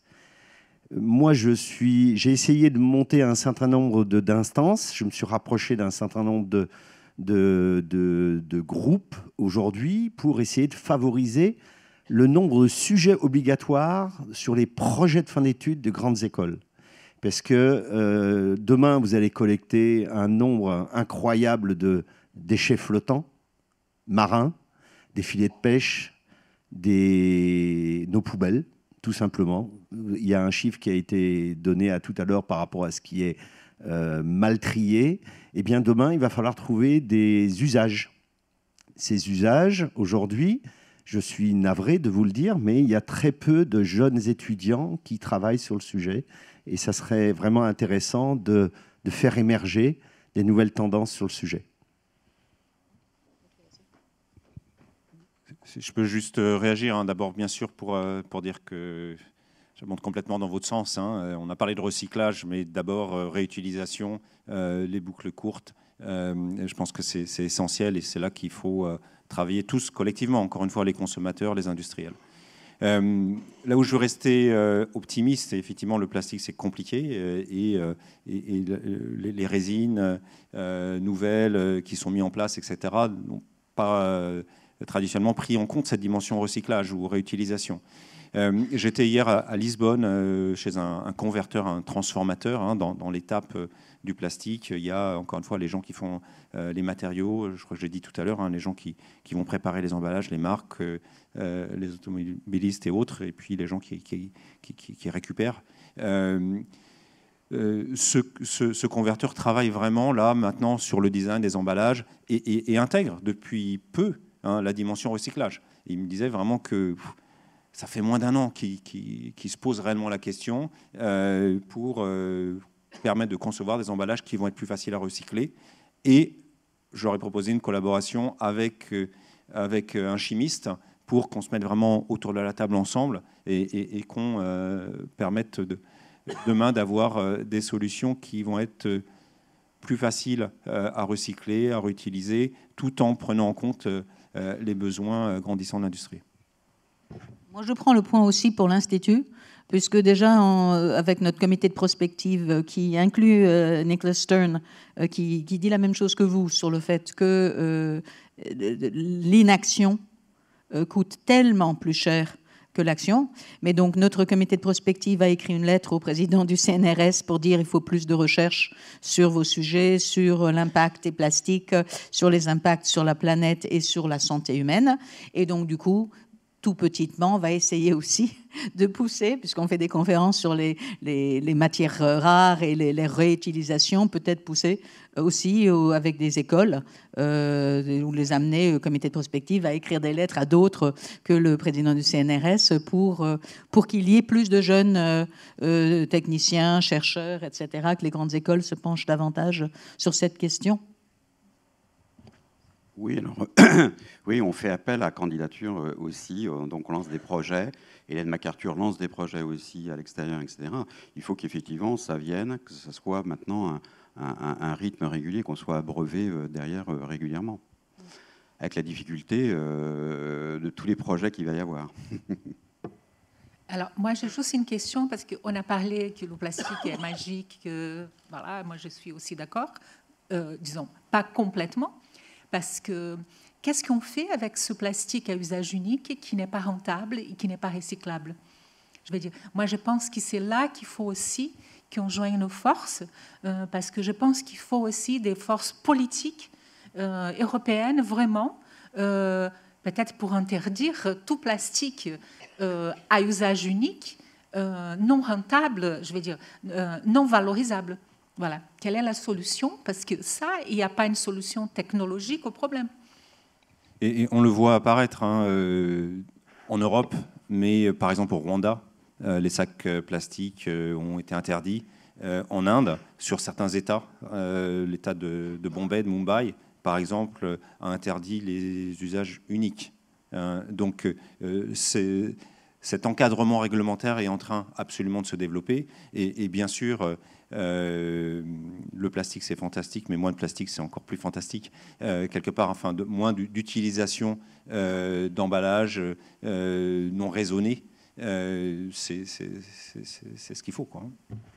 Alors, je pense qu'on va prendre des... Juste, je réponds là juste, bien sûr, entièrement d'accord. Encore une fois, c'est du collectif, c'est beaucoup de choses à faire. On parlait tout à l'heure des sachets Unilever a lancé une expérience qui était en Indonésie, qui est de dire avec le Fraunhofer Institute d'avoir un système de recyclage qui s'appelle Creasolve, qui reprend, et donc de mettre des pickers pour pouvoir récupérer tous les sachets, pour pouvoir recycler ces sachets. Et puis, je crois que c'est encore l'intelligence de l'âme. Tout à l'heure, je parlais de mes enfants. Renault, je sais qu'on a discuté un petit peu. Il y a des réflexions qui sont faites aussi, l'usage de la voiture de demain. Est-ce que Renault sera un transporteur et plus un transporteur demain qu'un fabricant de voitures? Donc je pense qu'il y a des nouvelles idées qui vont arriver pour avoir des nouveaux usages et de nouvelles formes d'usage. Il y avait une question quelque part par ici. J'ai vu une main.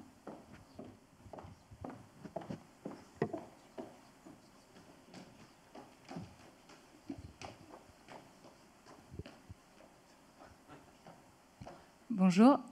Donc moi, c'est Pauline Chugokam du département Innovation et Marché en Business Développement.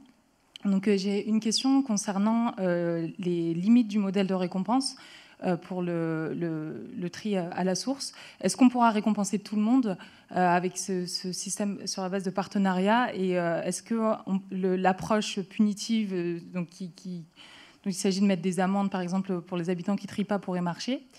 Et ensuite, ma deuxième question concerne la place des déchets plastiques ménagers dans les matières premières des usines. Est-ce que finalement, même si c'est bien trié, on est tous d'accord, est-ce que les déchets plastiques peuvent nourrir une usine de recyclage derrière, ou est-ce qu'il s'agit plus des déchets industriels, par exemple? Je ne sais pas si j'étais claire.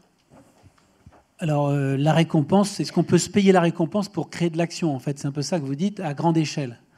Alors, nous, on a commencé par Lyon-Bordeaux, Lyon dans les quartiers prioritaires de la ville, Bordeaux dans les centres-villes. Ensuite, on est allé à Marseille, maintenant on est à Paris, dans le Asnières, le Valois et Clichy, bientôt dans le 13e et Mulhouse. On va ouvrir une vingtaine de villes là en plus. On n'a jamais eu de problème de récompense. À chaque fois qu'on demande, on l'obtient. C'est assez impressionnant. Et puis après, je vais rentrer en focus dans un sujet de récompense. Pathé Cinéma nous donne des places, à peu près 2 à 3 000 par an sur Lyon, ce qui est quand même significatif. Hein. Une place, ça vaut 10 €. En plus, c'est des salles très bien équipées, elles vibrent, il y a du vent. Enfin, bref, la place peut monter à 16 €. On a fait une étude. Et on s'est dit, bah tiens, c'est un gars qui s'appelle Thierry Raucourt qui nous a aidé depuis le début en nous donnant une récompense. Alors, il nous a donné une récompense, après il nous a dit, faites le tri chez moi. Et là, nous, on a inventé un système où quand on récupère les bouteilles qui sont abandonnées, 30% des consommateurs, 1,3 million de personnes viennent dans cette salle à Carré-de-Soie, à Vaux-en-Velin, 1 300 000 par an. 20% consomment des bouteilles. Les bouteilles, elles sont abandonnées où? Dans les poubelles du cinéma. Ou entre les rangs. Hein, dans les salles comme ces salles-là ici. Je ne sais pas si vous avez une idée du travail que c'est d'aller enlever les bouteilles quand vous serez sortis d'ici des rangs. Ce n'est pas un travail du tout agréable. Donc nous, on lui a dit, on va tester, on va d'abord mesurer le nombre de bouteilles qui rentrent dans ta salle. Exactement, parce que c'est bien souvent ça d'avoir l'indicateur de départ. Comme ils sont livrés par France Boisson, on savait exactement le nombre de cols qui rentraient dans la salle. Parfait. Ensuite, on a sorti ces bouteilles en incentivant, enfin en rewardant le personnel de nettoyage. Donc on a récupéré ça. Ça réduisait la facture de déchets, donc il y avait moins de factures, je ne sais pas si c'est Suez, Veolia ou autres, à la sortie, parce qu'il y avait moins de volume. Et comme vous facturez au volume, excusez-moi, il y avait moins de volume parce qu'on récupérait. Donc ils ont gagné un petit peu, à peu près 10% de leur facture déchets. Nous sommes en dessous de ces 10% en matière de coût. Donc ça, c'est une première réponse. Ça lui permet d'avoir un actif. La deuxième chose, c'est qu'ensuite, il m'a dit, mais si on faisait passer un film sur l'écran, est-ce que ça réduirait pas le nombre de bouteilles qui seraient dans la salle, encore une fois? Et là, alors là, tout le personnel a dit, bah oui, ça serait vachement bien d'avoir un film. Ils nous ont payé un film, gratuitement. Donc il y a un film yo-yo, vous allez à Carré-de-Soie, vous allez avoir un film yo-yo qui dit qu'il faut trier ses bouteilles, etc. Plus de bouteilles dans la salle, ou quasiment plus. Donc après, il a fallu avoir des bouteilles de tri à la sortie de la salle. 27 poubelles ont été financées par Pathé. On a aujourd'hui 3,5% d'erreurs de tri dans des sacs en libre service. Regardez un peu ce qui se passe dans les endroits où ils reçoivent du public, c'est généralement beaucoup plus que ça. Allez dans une gare et regardez le nombre de bons gestes de tri, ou bien à l'autre côté, qu'est-ce qu'il y a, hein. Vous verrez que tout est mélangé. Et puis la fin de l'histoire, c'est qu'on a refait une autre étude en interrogeant les gens qui avaient une place gratuite. Vous avez une place gratuite, vous allez au cinéma? Oui. Vous l'utilisez? Oui. Vous y allez seul ou à deux? À deux. À 3, et là vous avez compris mon retour. La place gratuite génère de l'achat de nouvelles places. Et sur ces nouvelles places, vous avez aussi un pourcentage qui consomme.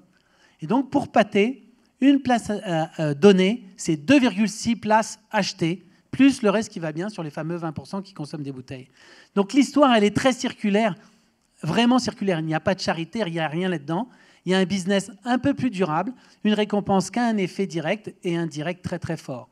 Donc, dans aucune ville, on manque de place. Pathé, maintenant, on le fait à Marseille, 3 salles, et on le fait partout où il y en a.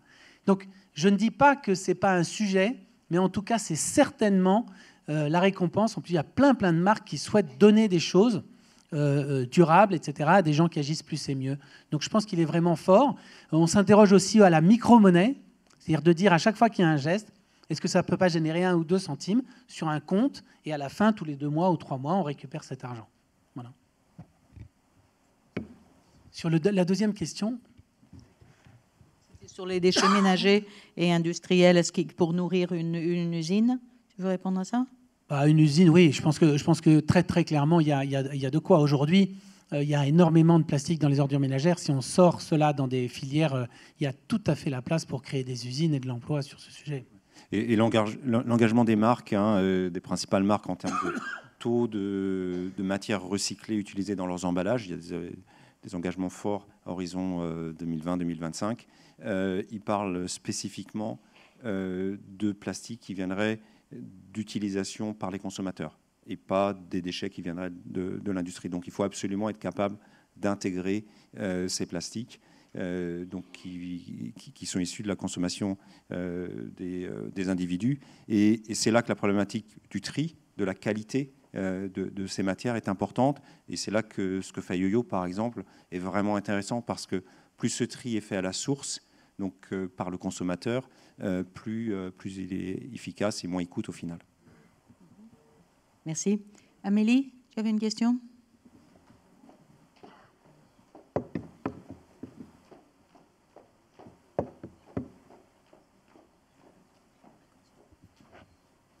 Bonjour, merci à tous vraiment pour vos interventions très intéressantes et complémentaires. Vous avez parlé de développement durable. Alors j'ai une question de développement durable et je suis sur les sujets économie circulaire chez Veolia, mais c'est aussi une question d'un point de vue consommatrice. Et je m'excuse par avance parce que c'est une question un peu sur l'amont. Il n'enlève rien à toutes les activités évidemment et les challenges qu'il y a sur le recyclage. Ma question, c'est, vous avez parlé de nouveaux usages. Et donc j'ai peut-être une question pour Monsieur Julien, que j'ai déjà posée à certains représentants de L'Oréal, d'Unilever, de Danone, qui est, je m'étonne qu'on n'entende jamais parler du déchet qu'on ne produit pas. Quand je pense à L'Oréal, je pense au shampoing. Et ma question, elle est sur les signaux faibles des consommateurs qui, comme moi, vont utiliser du savon et du shampoing solide pour ne plus avoir d'emballage. Pourquoi on en parle aussi peu, j'ai le sentiment? Est-ce que c'est quelque chose que vous étudiez en éco-conception, à réfléchir à d'autres types? Parce que ma question, c'est, j'achète du shampoing et pas un emballage. Oui, et du coup, est-ce que c'est un signal trop faible pour qu'on le regarde? Non, on le regarde. Hein. On a une offre qui est effectivement sur des shampoings qui sont des shampoings solides. C'est une des solutions. D'ailleurs, on parlait tout à l'heure des sachets en Indonésie, etc. Ça pourrait être une solution aussi. C'est-à-dire de se dire, j'ai un pain où je peux avoir une sorte de marshmallow que je pourrais faire. Je peux avoir quelque chose que je peux incorporer dans ma douchette. Donc, il y a plein de choses qui sont regardées. La problématique aujourd'hui, quand on parle de shampoing solide, type poudre, par exemple, c'est que ça ressemble trop au shampoing pour les chiens. Donc c'est tout de suite, on dit, tiens, c'est le truc pour les animaux.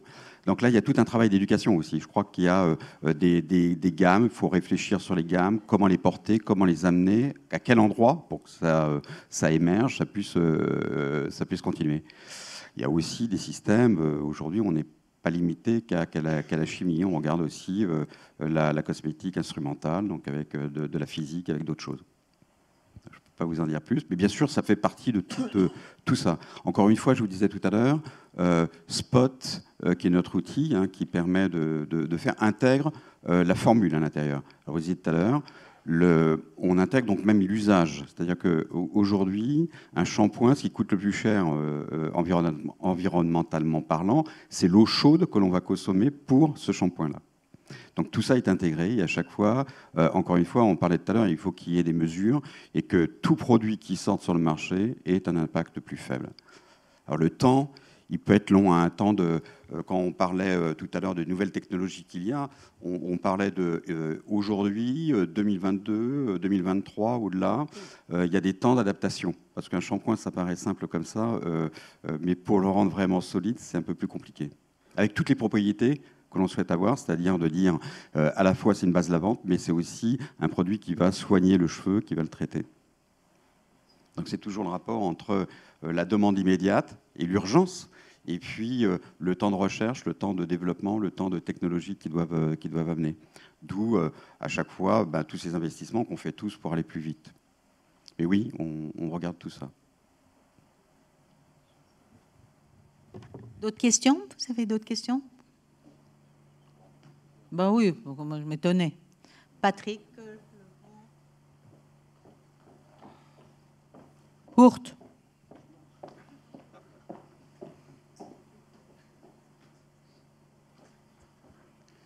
Bien, bonjour Patrick Legrand, un vieil has-been. D'abord, je vais en profiter puisque tu as ouvert la partie. Bonjour Charles. Charles, c'est mon arrière-grand-père qui était né en 1870. Mais lui, il avait des pratiques.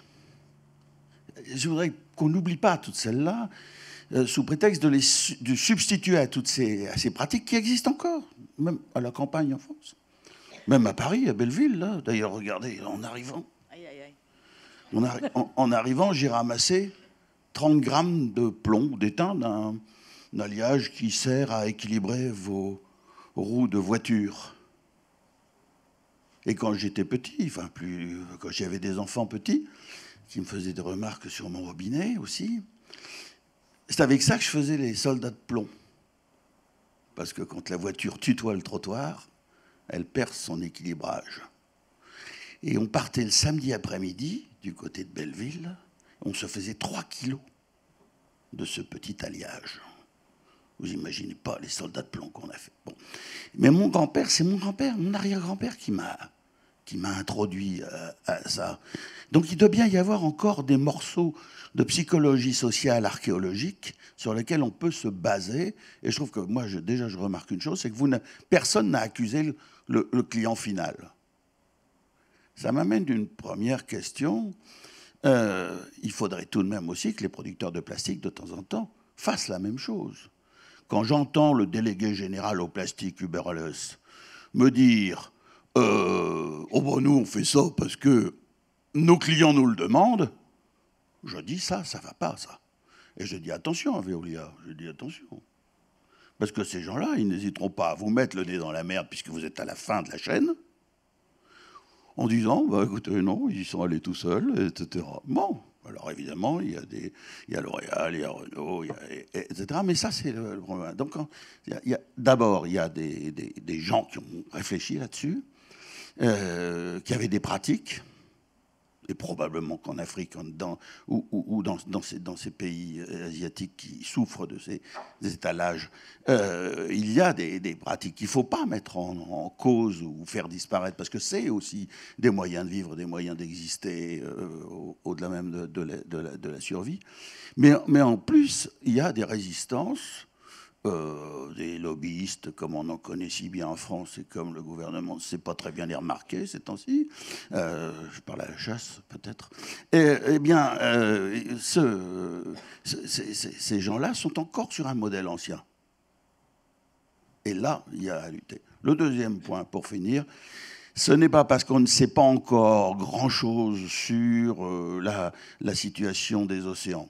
On commence à en être assez assuré tout de même. Mais on ne sait pas grand-chose en termes de transformation des plastiques par l'eau de mer, etc., qu'il ne faut pas agir d'urgence sur les océans.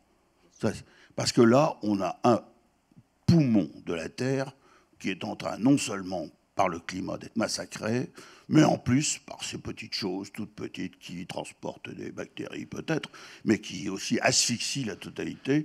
Et il est urgent de prendre des précautions radicales sur ces questions-là et de liquider les poches, les spots de machin, etc. N'abandonnons pas les océans à leur cercueil de plastoc. Ouais, j'en aurais d'autres, mais... Ah bon. Si, je vais tout de même vous dire un truc. Aïe, aïe. Non, pas du tout. Ça commence, on va voir ça. Ça se voit, là? Non, il est rose. Mais bon, vous voyez, là? Oui. C'est le nombre de fois que j'ai réutilisé ce sac. Parce que moi, je suis un petit peu comme M. Marie de la Perrière, j'aime bien mesurer ça. Je pense d'ailleurs que, je te l'annonce, je vais en faire l'encadrer, le signer et te l'offrir, parce qu'il a déjà servi, oui, 14 fois. C'est très bien, et tu vas avoir une récompense. Mais... On va aller au cinéma. Mais j'en ai d'autres. Qui en veut? Bon. Et c'est comme ça. Alors, c'est l'intérêt d'avoir des grandes poches. Mais, voyez. Sur le message océan, ça, je pense que ça, on était tous d'accord. J'espère que tu n'as rien entendu qui disait que c'était OK de polluer les océans, même si on ne sait pas tout. Hein, oui, Maria-Louisa? Et même, je vais dire, les scientifiques, ils sont tous d'accord qu'on ne peut pas nettoyer la mer et que les solutions sont en amont. Alors, c'est vrai qu'il y a... il y a plein d'initiatives au niveau de la mer.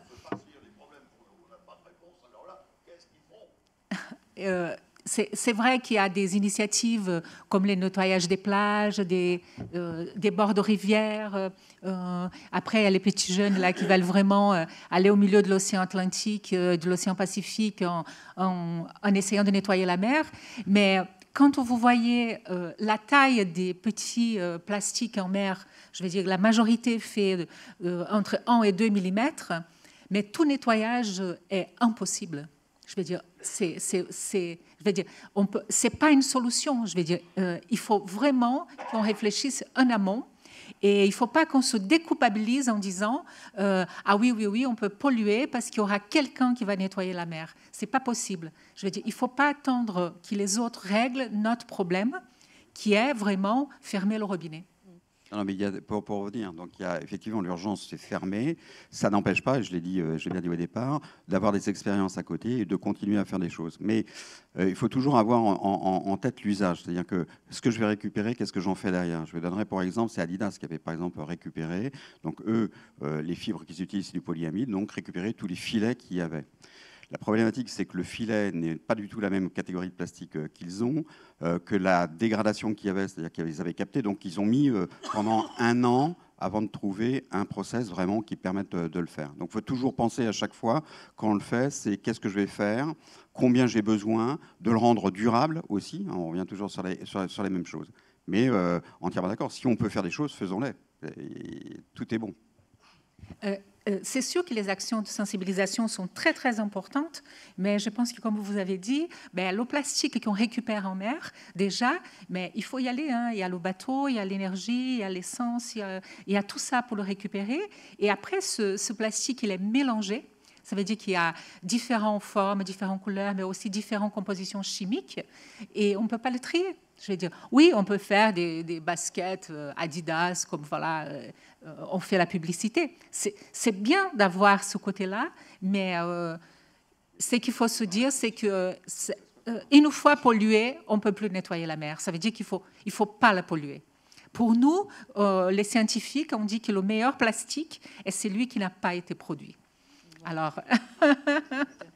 Et donc, du coup, tu nous as parlé rapidement de l'alliance pour éviter justement que le plastique entre dans la mer, donc avec plusieurs acteurs. Tu peux nous en dire un tout petit peu plus? Oui, donc c'est une initiative importante là qui mobilise aujourd'hui une trentaine de grandes sociétés pour commencer avec des engagements forts en termes d'investissement pour aider à mettre en place et inventer les nouvelles solutions qui vont permettre en priorité effectivement de travailler sur cette problématique de fuite de plastique vers l'environnement.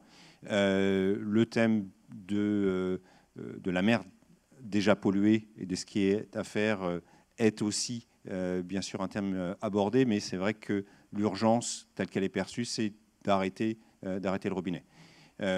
Ça commence avec des industriels, ça va s'étendre, je l'espère, avec d'autres acteurs, au premier rang desquels, j'espère, d'ici très peu, la Fondation Ellen MacArthur, qui va s'associer en tant que conseiller pour s'assurer que les grands industriels, les grands plasturgistes ne vont pas seulement pousser vers des solutions, on va dire, faciles, mais vraiment essayer d'avancer vers des solutions d'économie circulaire vraiment durables, quoi.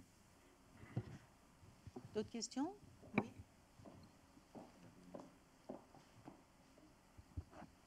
Bonjour, Christelle Scribe, je suis du ministère de la Transition écologique et solidaire.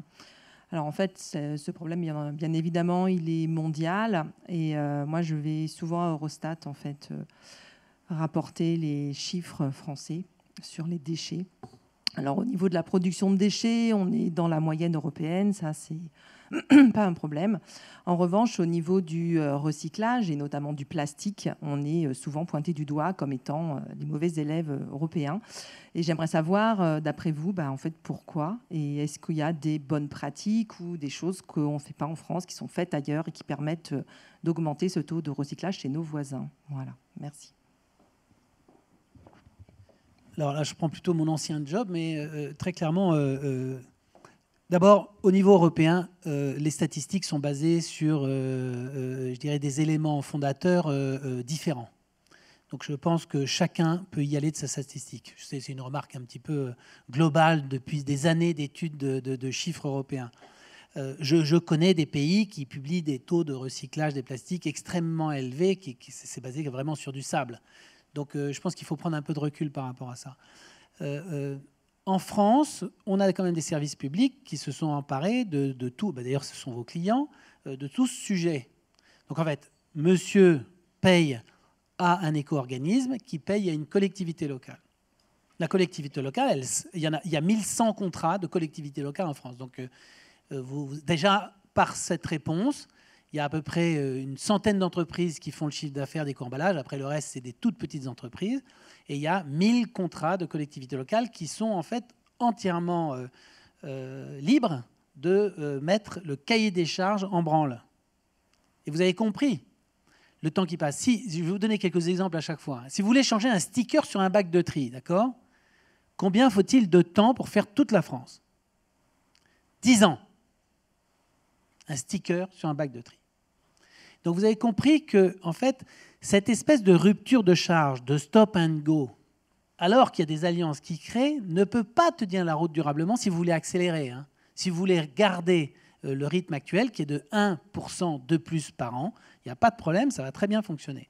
Ça n'est pas une critique des collectivités locales, c'est une critique de la transversalité de la construction de modèles transversaux.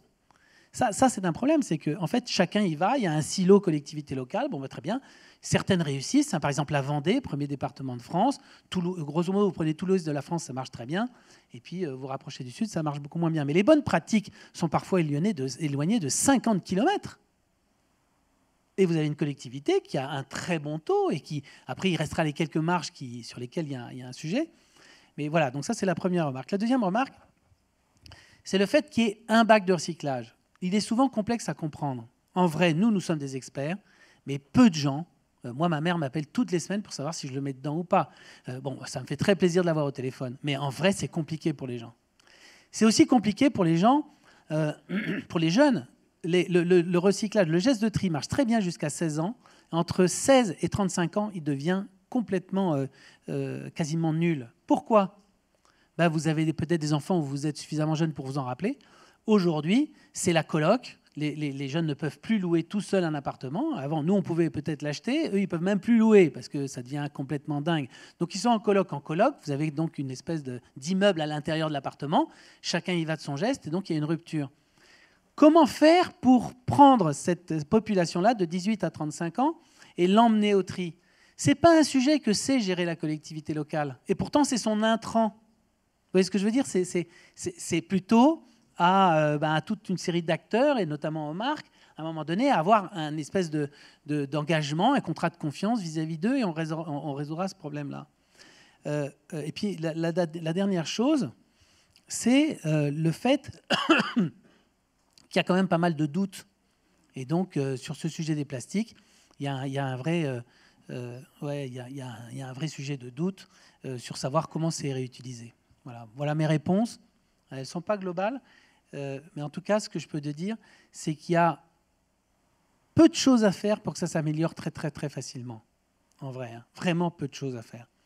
Dans les quartiers qu'on a, notamment à Marseille, c'est impressionnant de voir des gens qui sont complètement éloignés de ça, qui veulent s'y mettre. Avec le premier résultat, je l'ai un peu dit tout à l'heure, c'est l'estime de soi, c'est la fierté de pouvoir expliquer à son voisin, un gardien à nous. Les bailleurs sociaux se précipitent vers nous pour nous dire, tiens, donnez-nous un moyen d'avoir des gardiens qui arrêtent de dire des choses pas agréables aux gens. Donc le gardien y va, et il dit, voilà, vous pouvez avoir des récompenses si vous triez ça et ça. Et puis après, comme on les forme, nous, avec des programmes de formation qui sont, Sophie Barnabé y a beaucoup participé ici, qui sont des programmes de formation en un quart d'heure. Je peux vous dire que ça change tout. Hein. Un quart d'heure, vous donnez les raisons. Et petit à petit, les gardiens qui parlent avec leur langue, on travaille beaucoup d'associations qui parlent la langue des gens dans ces quartiers-là. D'un coup, vous avez un lien permanent de communication et de confiance sur les territoires.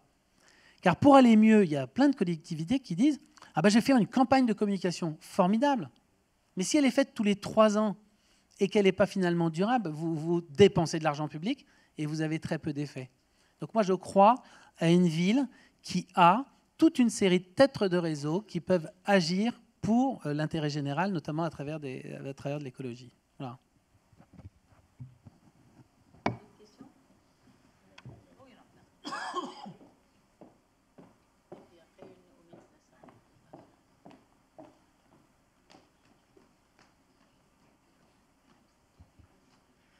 Merci beaucoup. Donc, c'est Elisabetta Cornago de l'OCDE. Je voudrais revenir sur le mécanisme de récompense car c'est quelque chose de vraiment très intéressant et très innovant et donc j'aimerais creuser un peu plus. Donc on voyait dans la vidéo tout à l'heure que la dame qui parlait, en fait, elle a motivé ses amis, ses enfants, ses voisins pour du coup augmenter la quantité de bouteilles récupérées. Donc on peut imaginer que d'une certaine façon, la récompense motive et augmente le taux de récolte car elle implique plusieurs personnes. Mais est-ce que vous pensez qu'il peut y avoir le risque que les récompenses en fait, finissent par augmenter la consommation de plastique jetable par un certain ménage? Parce qu'on se dit, de toute façon, on va le recycler. En plus, on aura des places de cinéma, c'est plutôt sympa. Est-ce que vous avez vu ce genre d'effet de rebound effect ou est-ce que vous pensez que ça peut fonctionner comme ça aussi? Une deuxième question, là, on parle de bouteilles plastiques, donc c'est quelque chose, on va dire, de assez simple pour le consommateur de reconnaître ça et de voir que c'est du plastique. Mais comme vous disiez, en fait, c'est très compliqué de trier tout un tas de matériaux, de produits. Donc, est-ce que vous envisagez que ce modèle est possible aussi pour plusieurs types de produits, que ce soit plastique ou pas, pour incentiver le recyclage? Merci beaucoup. Merci beaucoup. Éric, je suis désolée, je te demandais de répondre assez brièvement parce qu'on a encore quelques questions. On n'a plus que 5 minutes. D'accord. Alors, pour répondre brièvement, moi, je vais faire un... Voilà. La récompense, elle fait ça. Un pas en avant. Je fais un pas en avant pour faire un éco-geste. Après, est-ce qu'il y a des dégâts collatéraux sur l'exagération et d'un coup une surconsommation de bouteilles? La réponse est non. La 4e récompense après la pince à ramasser, c'est la gourde Gobi que nous donnons. Allez sur la boutique yoyo.eco. Il y a une gourde Gobi et c'est une gourde qui permet de consommer de l'eau du robinet et un peu moins de bouteilles. Et je vais vous dire une chose importante, c'est que cette action de tri sur les bouteilles provoque énormément d'externalités positives par ailleurs. Les gens s'interrogent, ah bah tiens, ça va où? Et là, vous rentrez dans un cycle qui est sans fin et super positif. Vous jetez moins de papier par terre, etc. etc. Et donc, il n'y a pas de surconsommation, il y a une compréhension des sujets. Et n'oubliez pas non plus que dans les quartiers populaires, partout en Europe, la surconsommation de gras et de sucre est considérable. Beaucoup d'huile, beaucoup de soda et beaucoup d'eau en bouteille également, ce qui est une constante, parce que les gens n'ont pas confiance forcément dans l'eau du robinet. Et donc, je pense que ce premier pas que j'ai fait tout à l'heure est un pas extrêmement vertueux vers énormément de choses. Et puis après, il faut accompagner ces gens et continuer à le faire. Voilà. Nous n'avons noté, bien sûr, aucune consommation. Elle est déjà là, la surconsommation, dans ces quartiers-là. Le Lidl de la Duchère a les plus grosses performances de France en matière de soda. Et je pense, encore une fois, c'est une question d'éducation. Hein, comme moi, je crois à l'intelligence. Quand je suis rentré chez L'Oréal, il y avait un certain nombre de choses où on me disait, tiens, on va gagner encore, on va gagner encore. Et on se dit, c'est impossible, on est au bout du bout. Et en réalité, vous gagnez toujours parce qu'on a un cerveau qui est merveilleux pour ça. Et en particulier, la réutilisation. Moi, quand je regarde aujourd'hui chez L'Oréal, il n'y a pas un jeune qui vient avec des petites bouteilles d'eau. Ils ont leur mug, ils ont leur... donc, il y a des habitudes de consommation qui ont complètement changé et qui vont changer. Hein. Tout... c'est un monde fantastique. Moi, je vais partir bientôt à la retraite, mais je trouve que c'est un monde fantastique. On a bien fait de venir. Vous aviez une question? Il y avait une question au fond, il y a une question ici. Et après, je suis désolée, on continuera pour ceux qui sont là dehors, mais on vous lirait et puis vous nous écrirez vos questions, parce qu'on veut vous libérer à midi. Hein, toi, je pense plus. Alors, le micro. Bonjour, merci. Je voulais savoir, on a parlé du coup du recyclage, de la collecte des bouteilles en plastique. Il y a encore des pays qui font de la consigne. Est-ce que vous voyez un intérêt en France ou de manière générale, et pas tellement sur les aspects comportementaux ou réglementaires, plutôt sur un aspect économique? Est-ce que c'est intéressant quand on le met face à la collecte et au recyclage du plastique? Merci. Voilà, et après, une question ici. Et puis... La consigne, parce que je ne vous vois pas, je vous ai vu dans l'écran, mais je ne vous vois pas. Elle est là, d'accord, pardon, bonjour madame. Si on veut être au 100%, la consigne est un bon moyen. Voilà, c'est vrai, c'est à mon avis un très bon moyen, absolument radical. Maintenant, vous allez consigner quoi? Les bouteilles, point. Ça n'empêchera pas une absolue nécessité d'aller vers la volonté de créer de l'éco-geste. Vous allez résoudre le sujet sur les bouteilles, comme ça a été résolu. Moi, je pense que si la consigne vient en France, en tout cas, nous, on sera partenaires pour faire cela, parce que ça veut dire que chaque Français va payer sa bouteille de cristalline ou de coca 20 centimes de plus. C'est considérable quand même. Donc, il va y avoir un retour. Après, comment va s'organiser ce retour dans la distribution ailleurs? Les collectivités locales, comment elles vont avoir ces matières en moins? Quel impact il va y avoir dessus? C'est un très, très gros sujet. Enfin, en tout cas, moi, je pense qu'il y a une cohabitation à faire, ou en tout cas une alliance à faire entre la contrainte et quand même la positivité d'un éco-geste. Et c'est en ça que les choses vont ensemble pour moi. Et si on veut régler le sujet, c'est effectivement une bonne manière de faire. Oui, monsieur. Oui, merci. Bonjour, Hervé Le Guyader, biologiste à Sorbonne Université. Je voudrais revenir sur ce qu'a dit mon voisin tout à l'heure sur les océans. En fait, j'ai un certain désaccord avec madame sur ne pas traiter les océans. Parce que si on regarde les choses de manière réversible et irréversible, voilà, la frontière qui me paraît irréversible vis-à-vis des déchets, c'est lorsque les plastiques deviennent des microparticules. Par contre, lorsque le plastique est macroparticule, eh bien, il peut être pris. Et donc, la frontière, pour moi, n'est pas terrestre, fleuve, versus océan où on ne va pas traiter, mais c'est au niveau macroparticules, microparticules. Et donc, je plaide moi aussi pour aller traiter les océans vis-à-vis des macroparticules, sachant que les microparticules, jamais on ira les chercher. Alors, je peux vous répondre exactement. Alors, je vais vous donner des chiffres pour qu'on ait une idée. Entre macroparticules et microparticules, le nombre de microparticules en relation aux macroparticules, c'est 94%. Ça veut dire qu'il y a 94% des particules dans l'océan qui font moins de 5 mm. Par contre, quand vous prenez en poids, c'est vrai que globalement, il y a 90% en poids des macrodéchets. Mais ces macrodéchets, c'est surtout, comme je vous ai dit, les filets de pêche. Et ça fait que là, il y a vraiment déjà beaucoup des associations et tout qui nettoient, qui récupèrent ces filets. Et même, on propose maintenant de mettre des petits GPS quand on peut dans les filets des pêcheurs. Il y a des projets pour que si jamais ils sont abandonnés, on puisse les récupérer. Ça veut dire que ça, c'est fait. Et après, on nettoie aussi les plages. Les plages, c'est en plus de la sensibilisation, on a montré que c'est des actions positives qu'on peut faire. On peut nettoyer les bords des canaux, des rivières.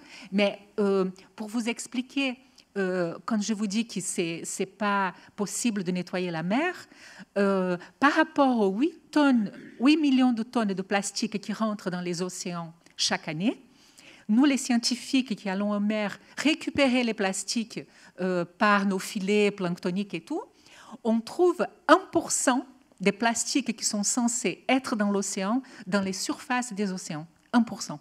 Et du coup, il y a ce qu'on appelle le mystère plastique. Si vous voulez, je peux vous envoyer un film qu'on a fait, que je participe sur Arte là-dessus.